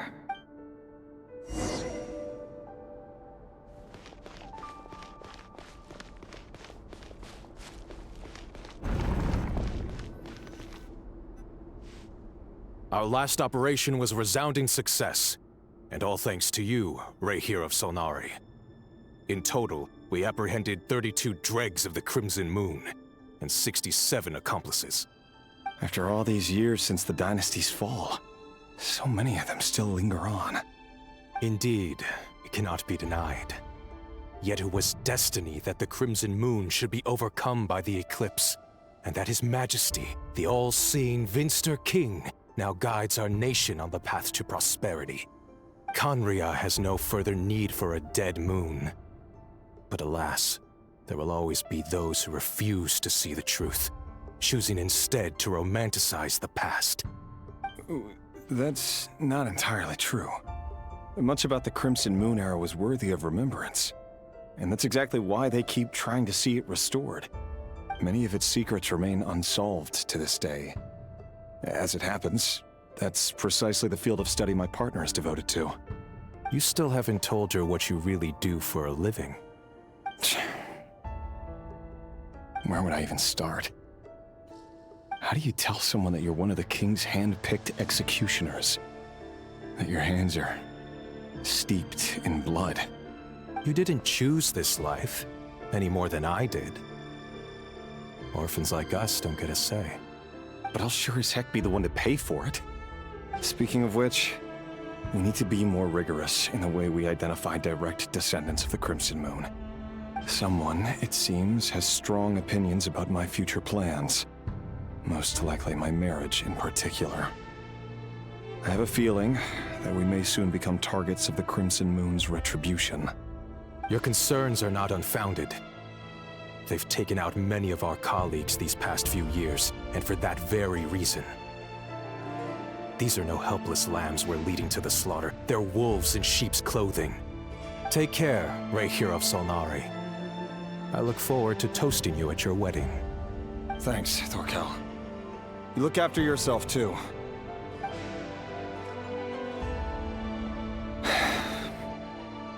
Thelindis, I never wanted to keep this from you. You're the last person I would ever want to lie to. But that's exactly why I can't tell you everything. There are things you shouldn't know. Things you cannot know. The moonlit dynasties are a thing of the past. Yet even now, with the sun shining high in the sky, there are those who would call forth a dead moon's ghost. Could that be why Vedalfnir held back? Or was it because of some court secret he's not at liberty to share? I have to get a clear answer from him. No matter what happens, I will protect the Lindis. Rerir seems to be very concerned by Vedalfnir's reaction. Vedalfnir and Dainsleif, the Visionary and Twilight Sword. So that's what they were really like. I've investigated this whole area now. There doesn't seem to be any other memories here. Should I try somewhere else? Wait a second. What's this black?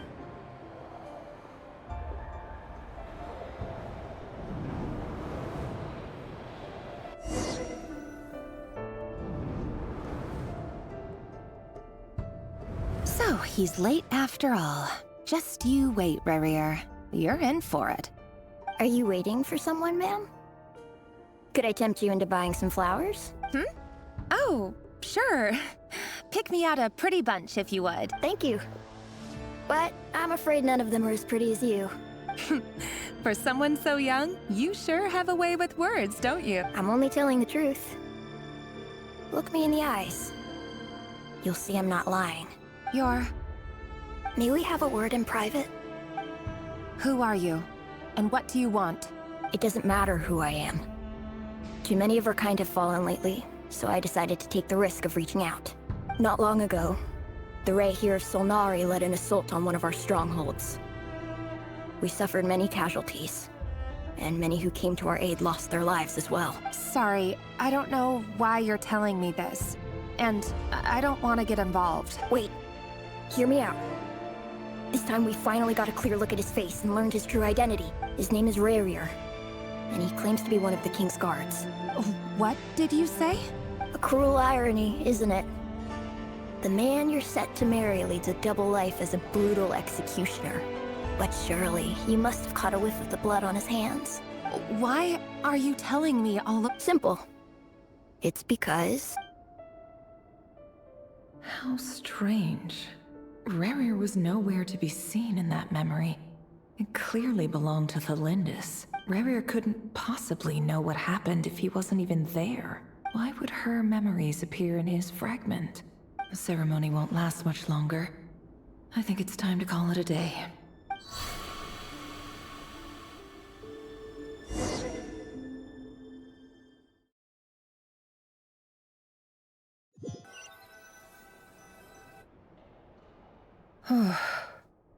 So that was your doing? Did you just pull us inside Rerir's fragment to spy directly on his memories? Any more questions, and I'll have to start charging. I had no idea you could do that, boss! Seriously, that was amazing! We're not worthy. We're not worthy! I gotta admit, though, I'm itching to see what happens next. Feels like we barely scratched the surface. I'm just as curious as you are. But the ceremony only allows for limited time inside. That's all we can see for now. Luckily, we managed to learn quite a lot. So far, so good. I just hope the others are doing okay too, especially the group with the Traveler. Their mission is a risky one. Let's hope it's all going smooth. If you're worried about them, go see how they're doing. If I know Boss, she's gonna need some time to write up all the details and make sure it's all coherent. I'll stay behind to lend a hand, but feel free to head back and meet up with the others.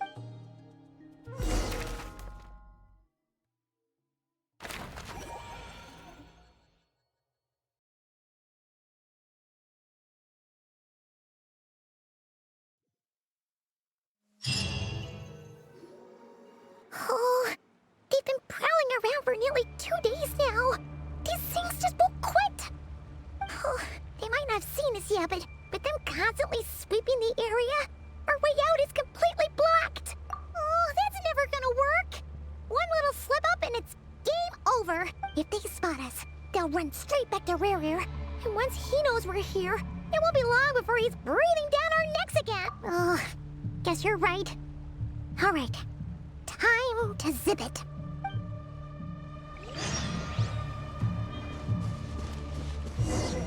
Quick, hide! We almost got spotted! Phew.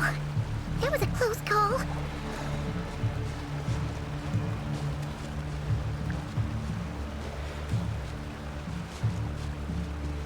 Watch out! He's coming this way!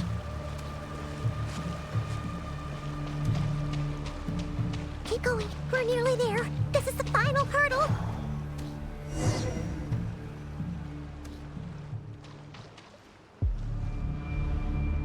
Oh, they're so into these things.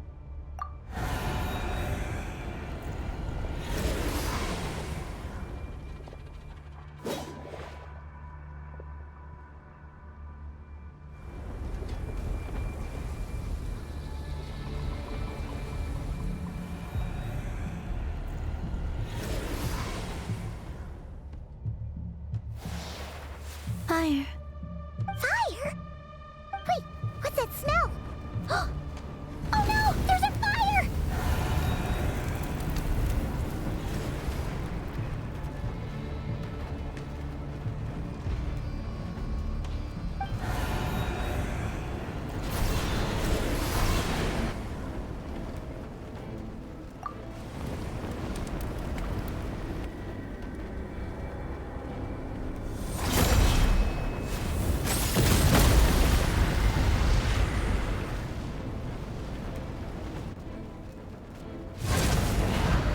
Sandrone was right. You look weak, Columbina. The old you would never have let such lowly creatures bar your way.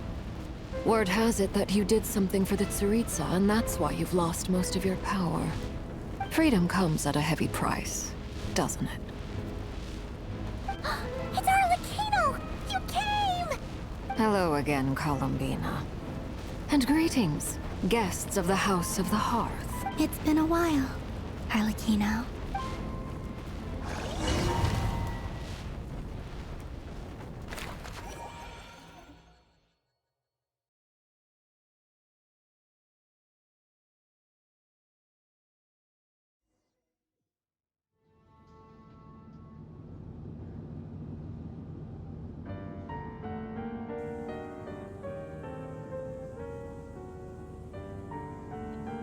Stupid right here of stupid Solnari. Ugh, whatever. I've got all the data I need. Next time we meet, you're finished. He sure doesn't pull his punches. Excuse me, do you need a hand? You can do me a favor by staying out of my way. Can't you see I'm busy? Wait a minute. I recognize that voice. Hello, Miss Sandrone. Father sent us over to help. Huh. How considerate of her. Hey, Fremine, get over here and help me fix this. Lenny, you do your thing. Just keep your sister away from my machines. Nearly every machine that Catgirl touches ends up going haywire. Go put her on cleaning duty or something.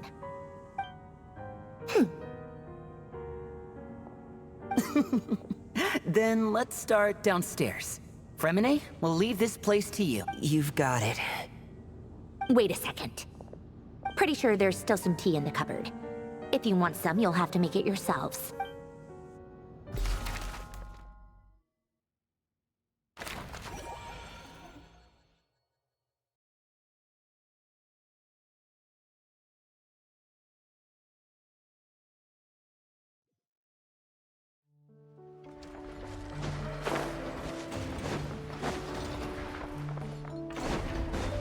The wind rises. Yeah.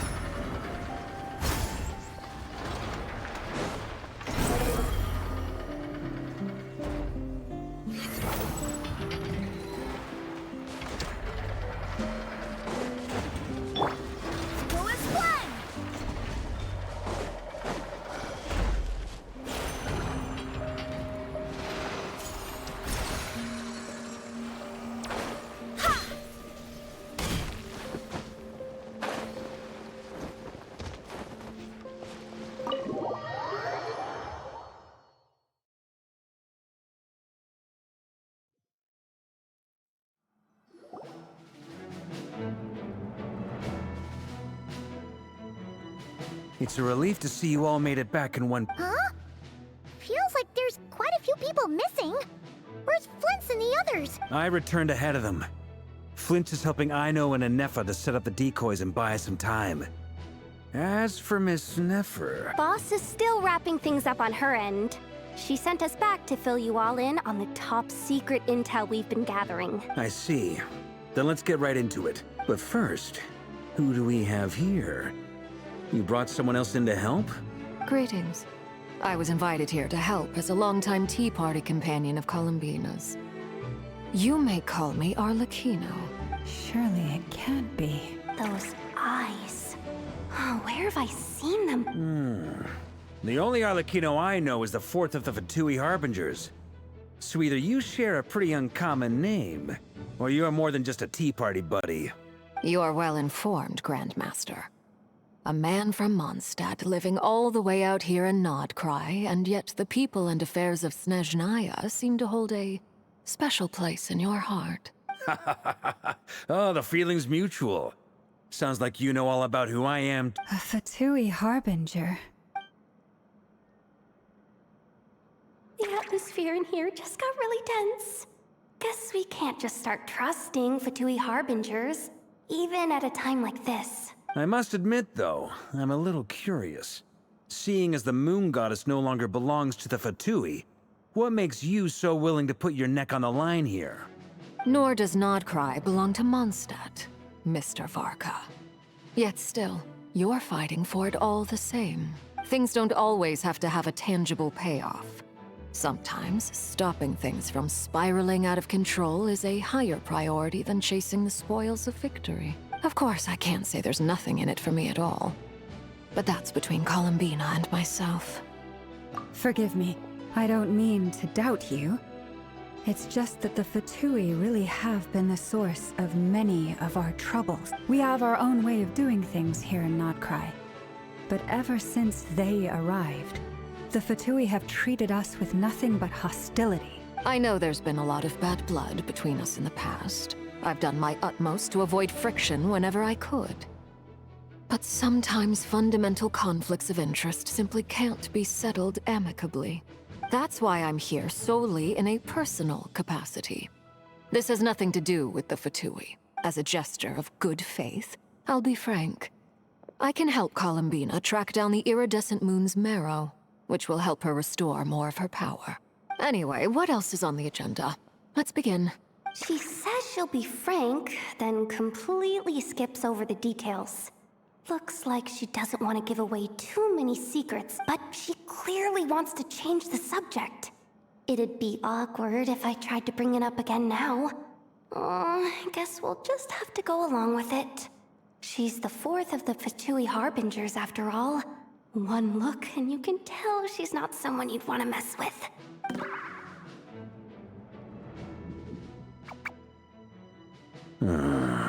Well, since Miss Arlecchino sounds confident in her ability to handle that... Alright, listen up everyone. First, we now know that Rerir was originally a Conrian secret agent whose primary mission was to hunt down and assassinate the so-called Dregs of the Crimson Moon. The Dregs of the Crimson Moon? In the memories, there was a lot of talk about the Crimson Moon and Eclipse, and a whole bunch of other stuff from the time of Conria.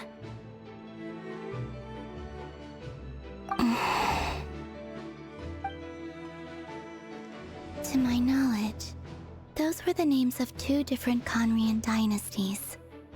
Long, long ago, it is said that the people of Conria worshipped the Crimson Moon, drawing a mysterious power from its reflection. But one day, a coup saw the Crimson Moon eclipsed, hence the name of the new dynasty that replaced it, and how it became the new emblem of Conria. Still, long after the Crimson Moon dynasty had fallen, the last ruler of the Eclipse dynasty, the Vinster King, still coveted the secrets it left behind. So, he sent the Rehir of Solnari to secretly hunt down the Crimson Moon's few remaining followers. In those days, Rerir showed no signs of madness, In fact, he was as normal as any other person. Oh, and he had a fiancé, or at least a would-be fiancé, called Tholindis. What's the matter? Verfnir, Freindaughter, Tholindis.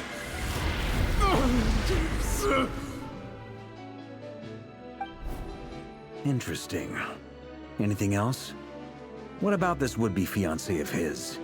Do we know anything about her?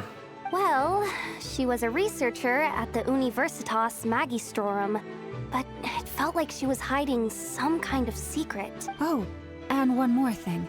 For some reason, Rerir's fragment also contains some of Tholindis' memories, though only a very small portion. Well, no shortage of potential leads, I'll give you that.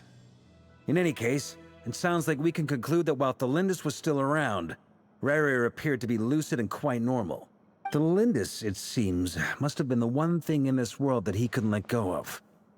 Tell me, though, were these pure-blood Conorians we're talking about here? Why do you need to know that? Hold on. If she was a pure-blood Conrian... Oh yeah! Just like how it was with the captain! If we could somehow find her, do you think there's any chance Rerir might regain some of his sanity? It's possible, but it would take a miracle. We can't pin all our hopes on that. That merchant who Nefer knows, Dori Sangama Bay. Maybe we could hire her to look into it.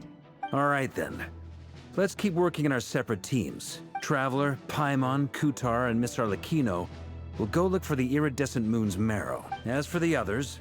On the way over here, I noticed that the Wild Hunt monsters had grown even more frenzied in their search for Kutar. At this rate, the people living here will be in grave danger too. So I'm thinking of gathering together some of our followers to go wipe them out. I'll head back to the Curatorium and meet up with the boss. Feels good knowing we've all got something to be getting on with, given that the Wild Hunt has been a lot more active lately. The Lightkeepers have likely begun their own operations too. If that is the case, someone will need to pass the news on to Flint's. I'll hold the fort for now, then discuss our next move with Flint's, Aino, and Anefa when they get back. All right then. Well, the clock's ticking. If that's everything, we'll be on our way. We'd better get moving too. We'll try to buy you as much time as we can. Relax. Just do your thing. I decided to call in some backup since things are getting so hairy. Our reinforcements should be here any minute now. Stay safe, everyone. Dismissed.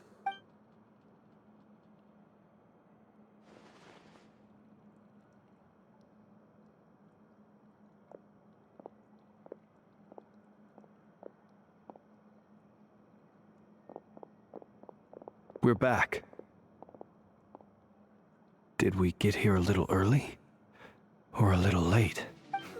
A tad late. The others have already set off. To summarize, our resident moon goddess has found us a new ally, and Boss Nefer has uncovered some promising info. Everything going smoothly on your end? Not great. I don't know how long we can stall them for. The decoys are getting taken out way faster than we imagined. I'm gonna make some more later, but I need a timeout first. I'm so tired right now. Oh, right! Inefa, could you fill in Uncle Varka on what we just discussed with Flint's? Sure. Uncle Varka, you previously told us about how when you went to investigate a source of the wild... But according to Flint's intel, several outbreaks of the Wild Hunt had already occurred in Krai in the period leading up to that. That was before Rerir had regained his body, when he was far from regaining his full strength. In other words, in theory at least, he still lacked the means to act in two places at once. Flint's, with everything that's been happening, the Lightkeepers across Krai are rallying to fight back against the Wild Hunt. They're gonna need your help. I know, I'm sure you're capable of coming up with something far more effective than decoys. But for now, you should stay here and get some rest. And Efa and I will head back over to Amsfartnir to see if there's anything I missed. I told you Uncle Varka would say that, didn't I? A deal's a deal. Not a word about my snack intake for the next week. Database updated. Reliability of Aino's predictions increased. What does that mean? They were betting on how you'd respond after hearing their intel. It's the obvious choice, isn't it? That's hardly worth betting on. We already decided that Anefa should go investigate the situation over at Amsfartnir on her own. You might as well stay here and keep watch. Someone needs to hang back and oversee our strategy meetings. And besides, you still haven't fully recovered from ambushing Rerir. So I've ended up with the easiest assignment. Well, I appreciate it, everyone. See you when you get back.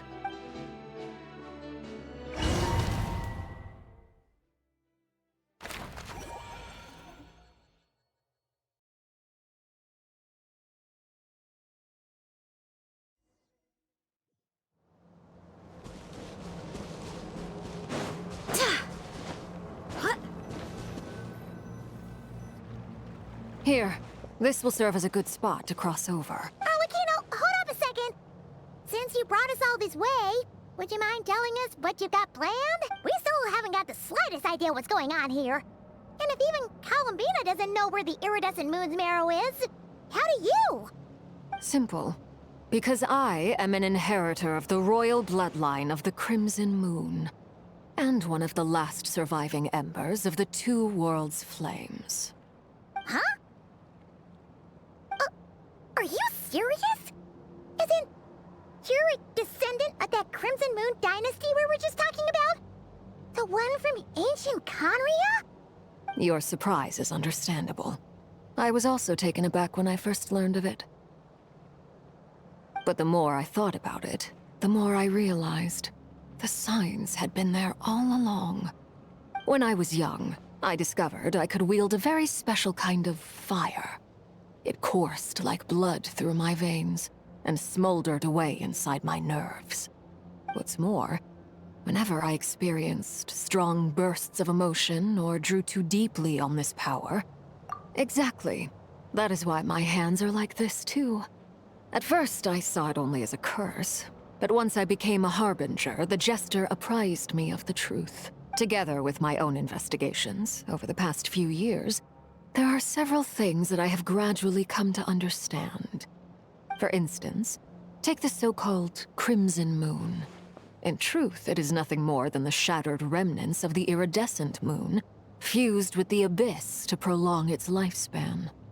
Since this blood flame was bestowed upon me by the Crimson Moon, it is a fusion of the iridescent moon's former power and the corruption of the abyss.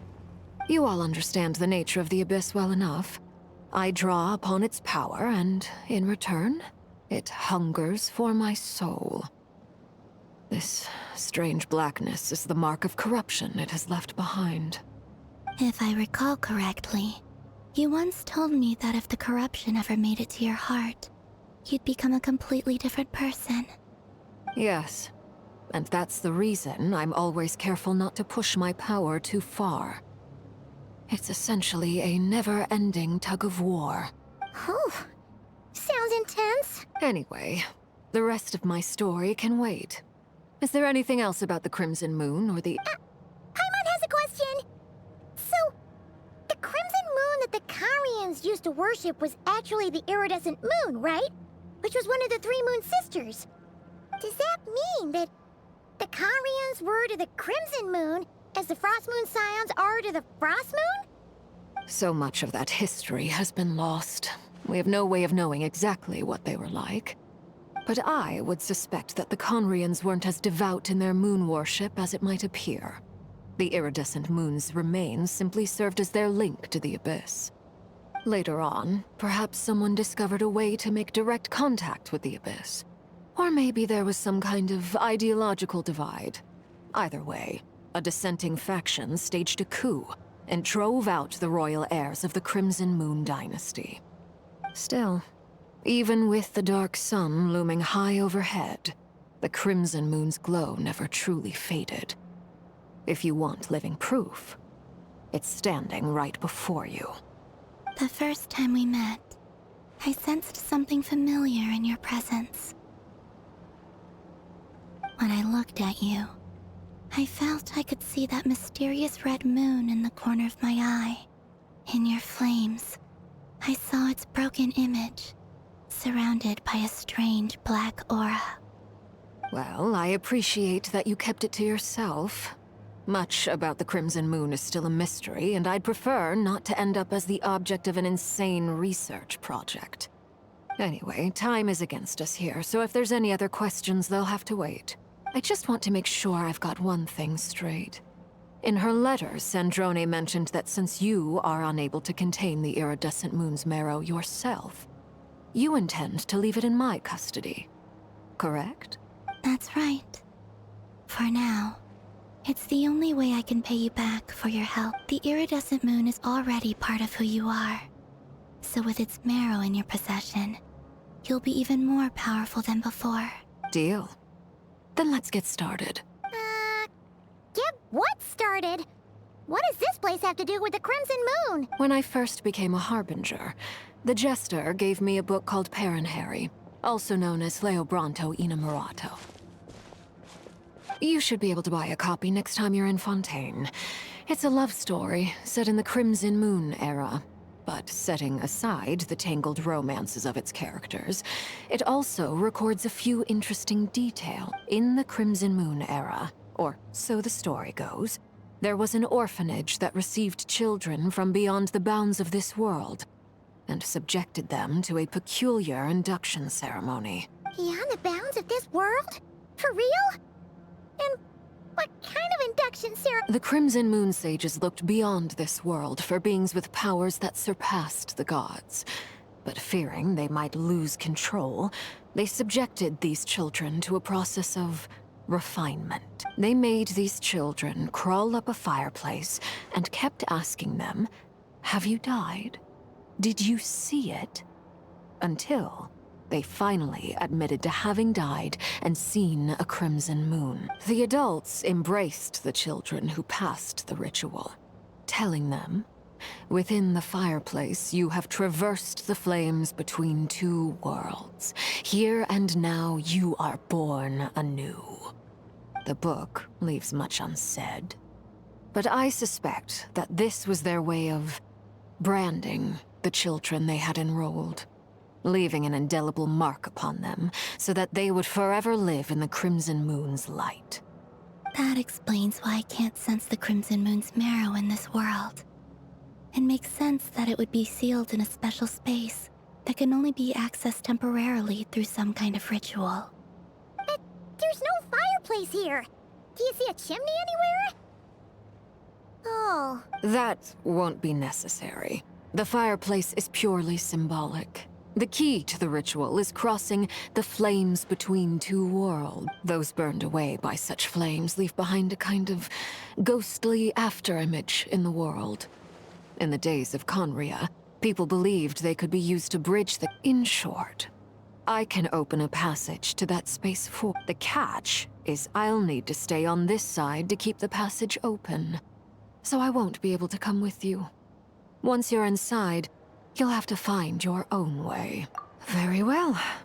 Then I'll open it up. Traveler, spare me a little more moonlight if you would. I may need it.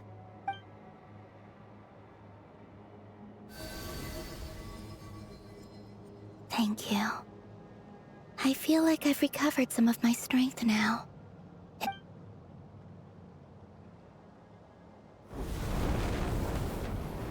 Mistress of the seven hues of ages past, great mother of the present, crimson-clad sovereign of the two realms, by fire severed, by fire renewed, I offer myself now and beseech your descent.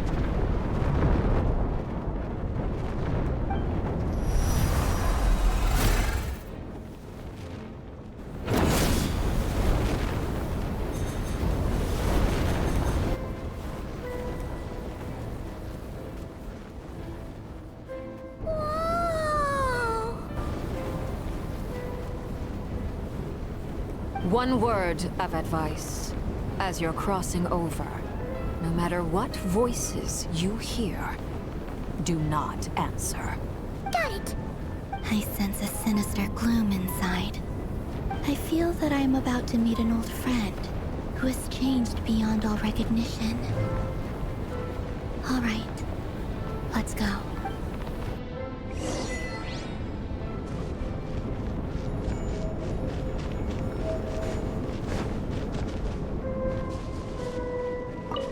Seismic changes often begin with small windows of opportunity.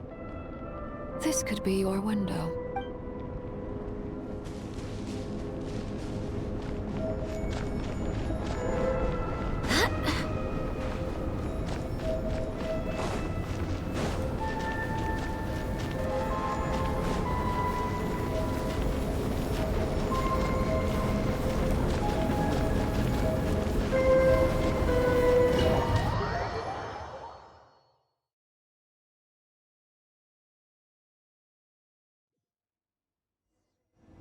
I sense your presence and craving death and rebirth.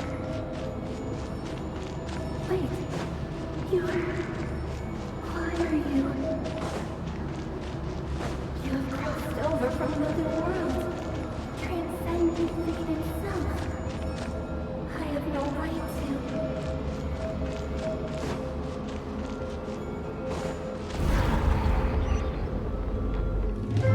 Hey! Look up at the sky! A red moon!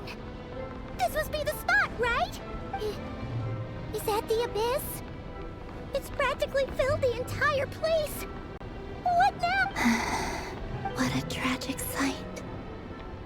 Fragments of your broken body, seized by the abyss, and hung up aloft like mummified remains. Iridescent moon. Was this truly what you wished for? Careful! There's something spooky about this place. Feels like something is lurking in the fog. Paimon's right behind you. Whatever you do, don't run off without her. By the way, Columbina, didn't you tell us that the iridescent moon had shattered into pieces? The moon up there looks pretty whole to Paimon. How is that possible?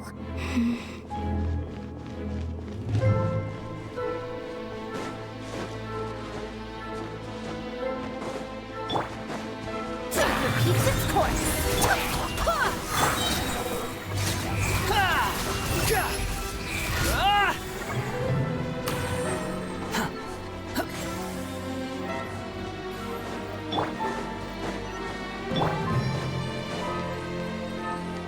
Just like I thought. It was only a facade.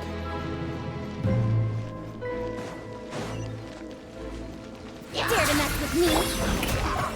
I swear by my sword! Go as one! Behold!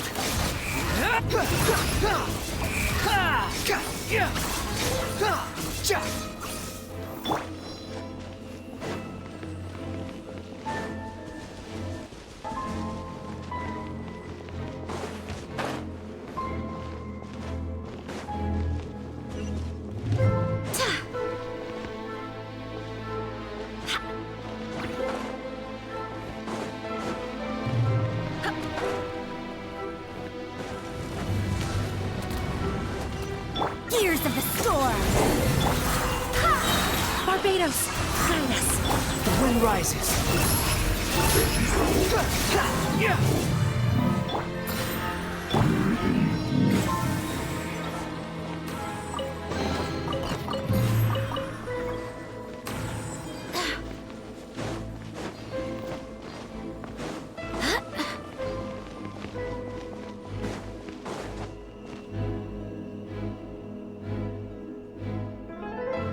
Huh? Huh? For real? That's way too high! There's no way we'll be able to reach it! No. I'm not sensing anything up there. It's coming from under the mountain. Let's see... Ah! There's some kind of weird shadow over the water! Wait, see that? Looks like a mechanism of some sort! Let's check it out!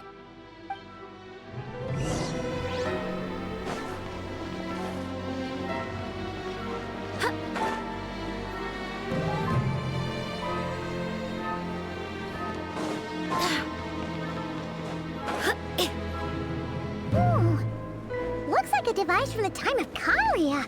Maybe people once came here to study the Crimson Moon's domain, and they left this behind. Oh, if we can activate it, we might find some clues.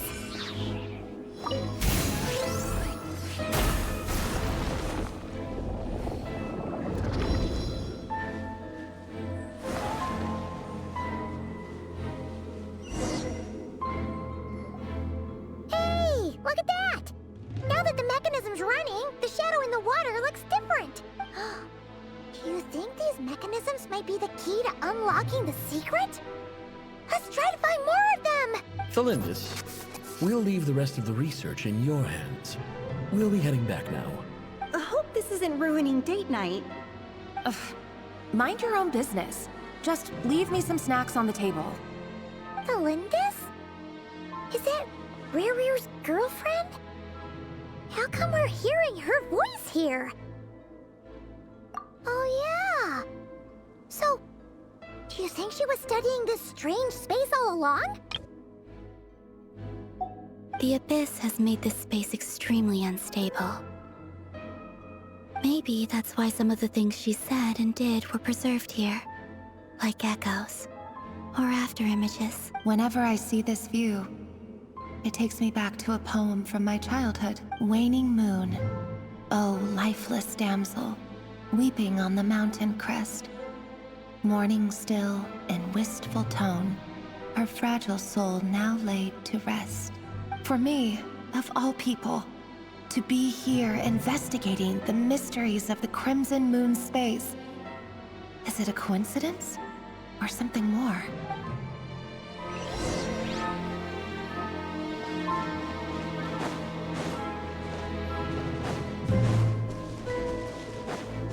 Too late for regrets!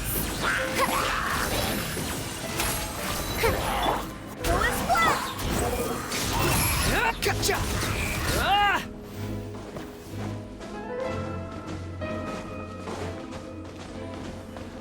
Oh, looks like the Abyss has messed up this mechanism. We need to find a way to get it working again. Let's see if there are any other devices nearby.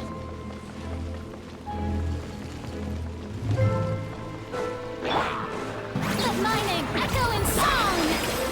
Have fun with this gift! Wait, hear me. Behold!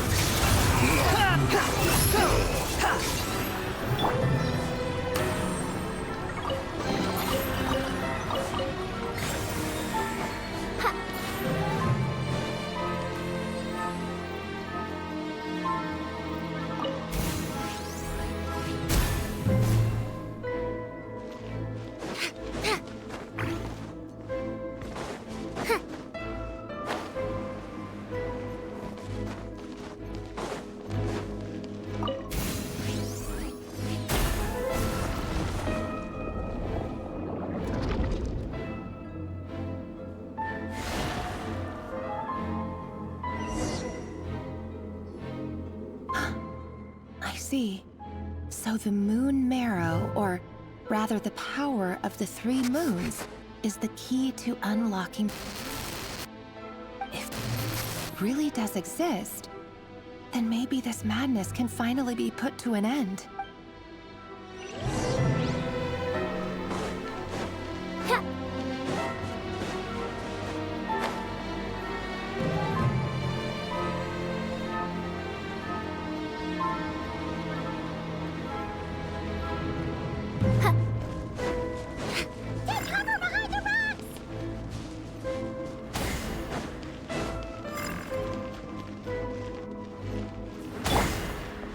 Fury.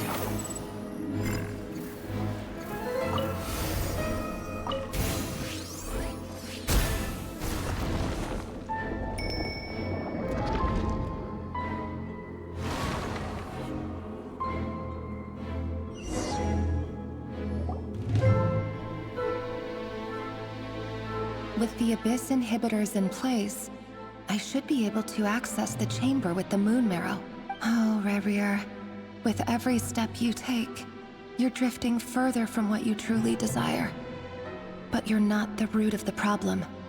Ever since that outsider set foot in Conria, the Vinster King has sunken deeper into madness. If only I could get my hands on that outsider.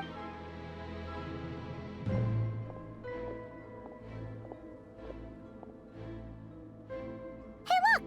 The moon's reflection is back to normal! Elindis' voice mentioned a chamber with the moon marrow. Do you think maybe it's hidden in the moon's reflection? It must be. For within it, I sense the fragile aura of a dying soul. Then there's no time to lose! Let's go!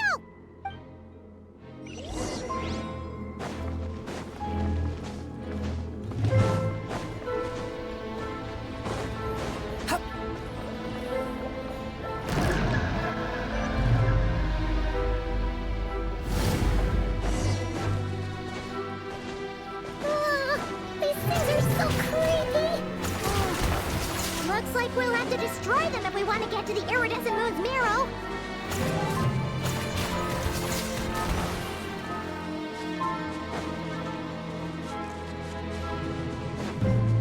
That must be the iridescent moon's marrow!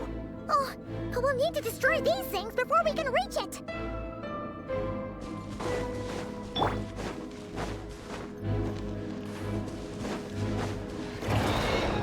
Dare to mess with me? Ha! Ha! Tears of the storm! Yoo-hoo! Barbados, guide us.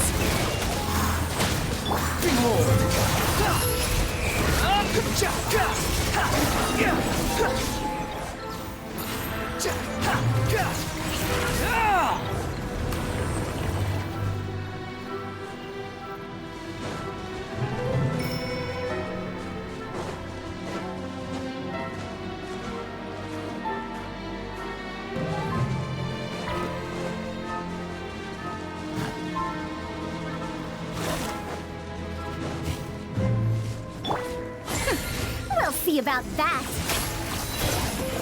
Ha! The wind rises.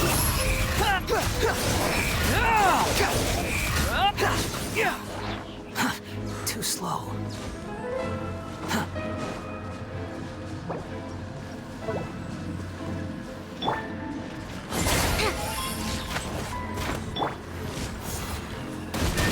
Go as planned! Squall Fury.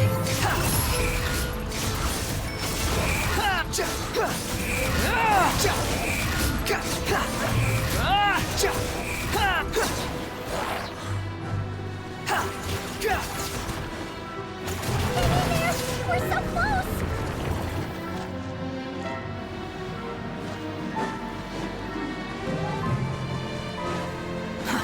Too slow. Truth repeats its course. Time to shine! Shower me with... I swear by my sword! Behold!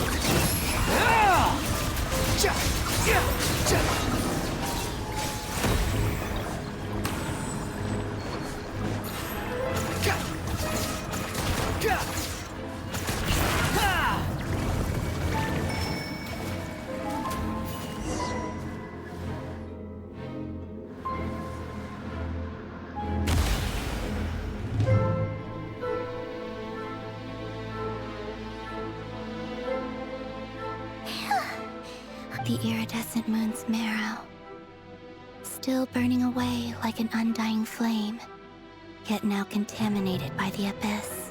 If we can purify the abyssal power within, we should...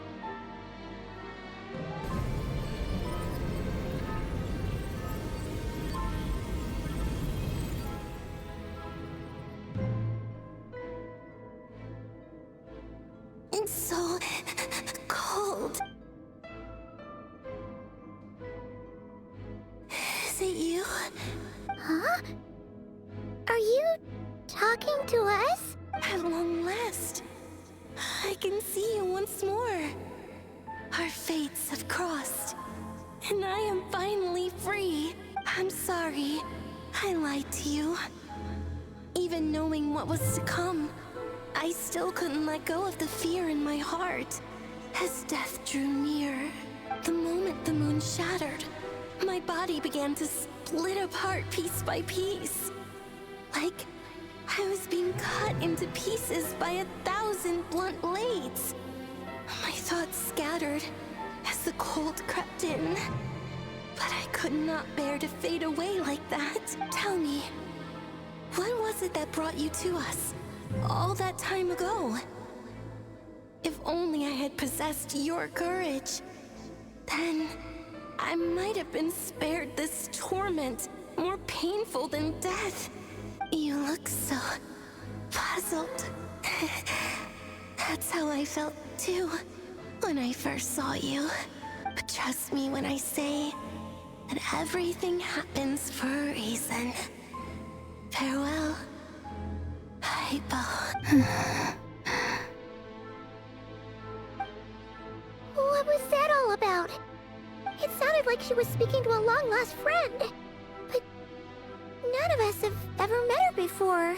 Perhaps she took me for the goddess of the frost moon she once knew. For a fading soul like hers, our auras must be too similar to tell apart. But anyway, we've got the iridescent moon's marrow now. That should help you regain your strength, right? All right. Time to leave this place and meet back up with Arlecchino. Let's go!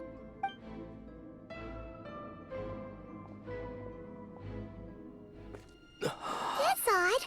This place looks different than when we came in. Waning moon, oh lifeless damsel. Oh.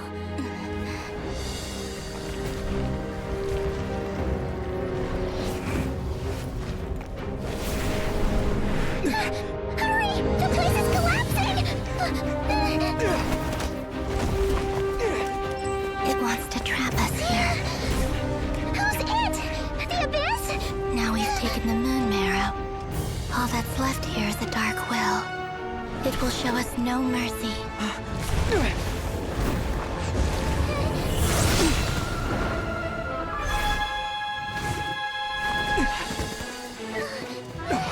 it back! The crimson moons! My marrow! My heart!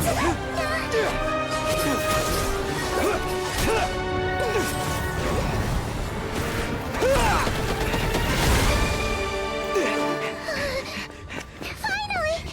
Huh? Oh no! The exit's blocked! They're back! Now what do we do? This is where you fall. Witness my rise. What are you waiting for?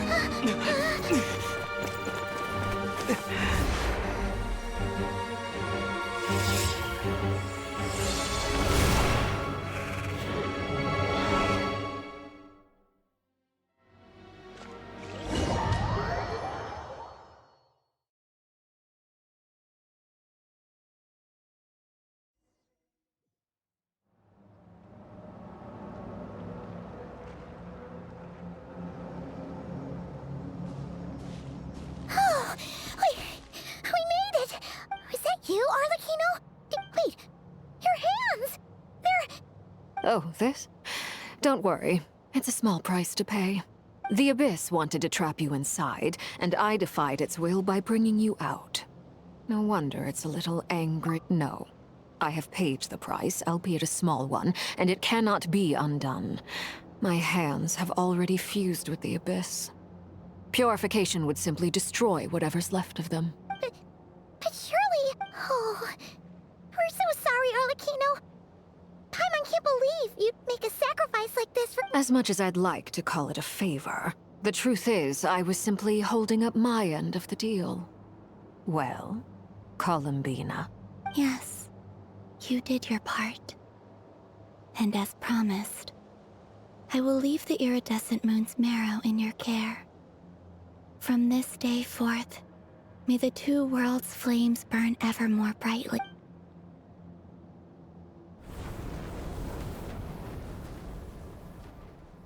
I'll take that as a blessing. Now, Columbina, give me your hand. Accept this moonlight I offer in return.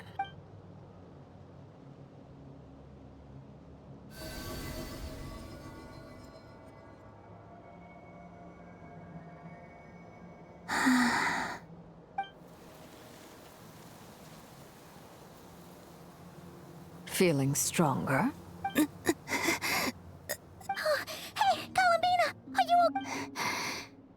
I'm fine. By the Frost Moon's authority alone, wielding the power of the other moons was always going to be a stretch. Still, I think it's fair to say that your strength has returned. At least to the level it was at as Third Harbinger. It's still not enough. There's no way I can hope to challenge Rayrier like that. Just one more ray of moonlight, if you would. It's okay. I can take it.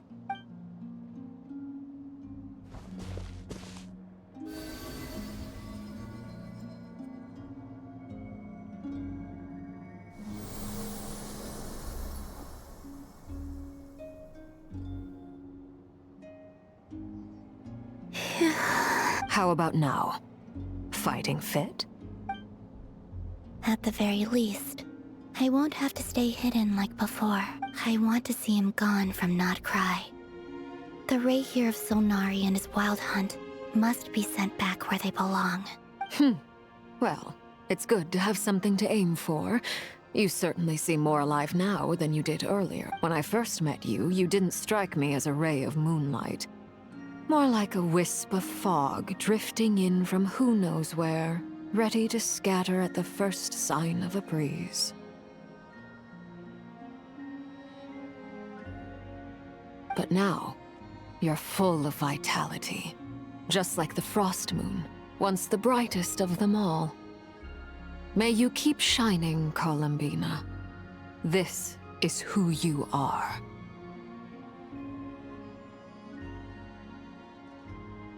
Thank you.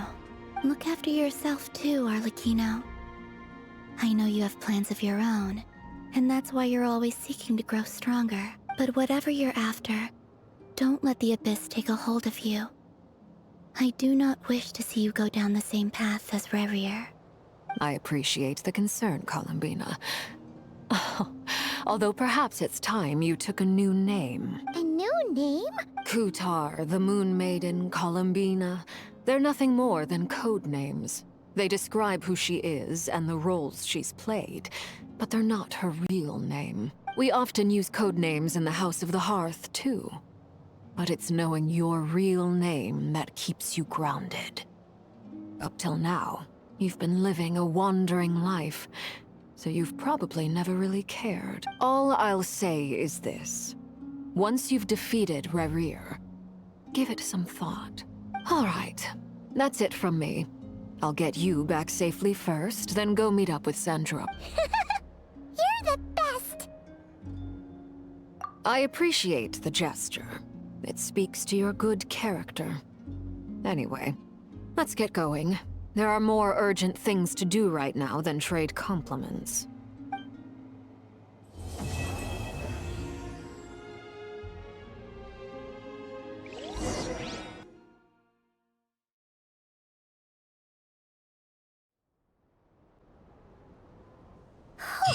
It was a close call, but we got the iridescent moon's marrow and restored Columbina's strength.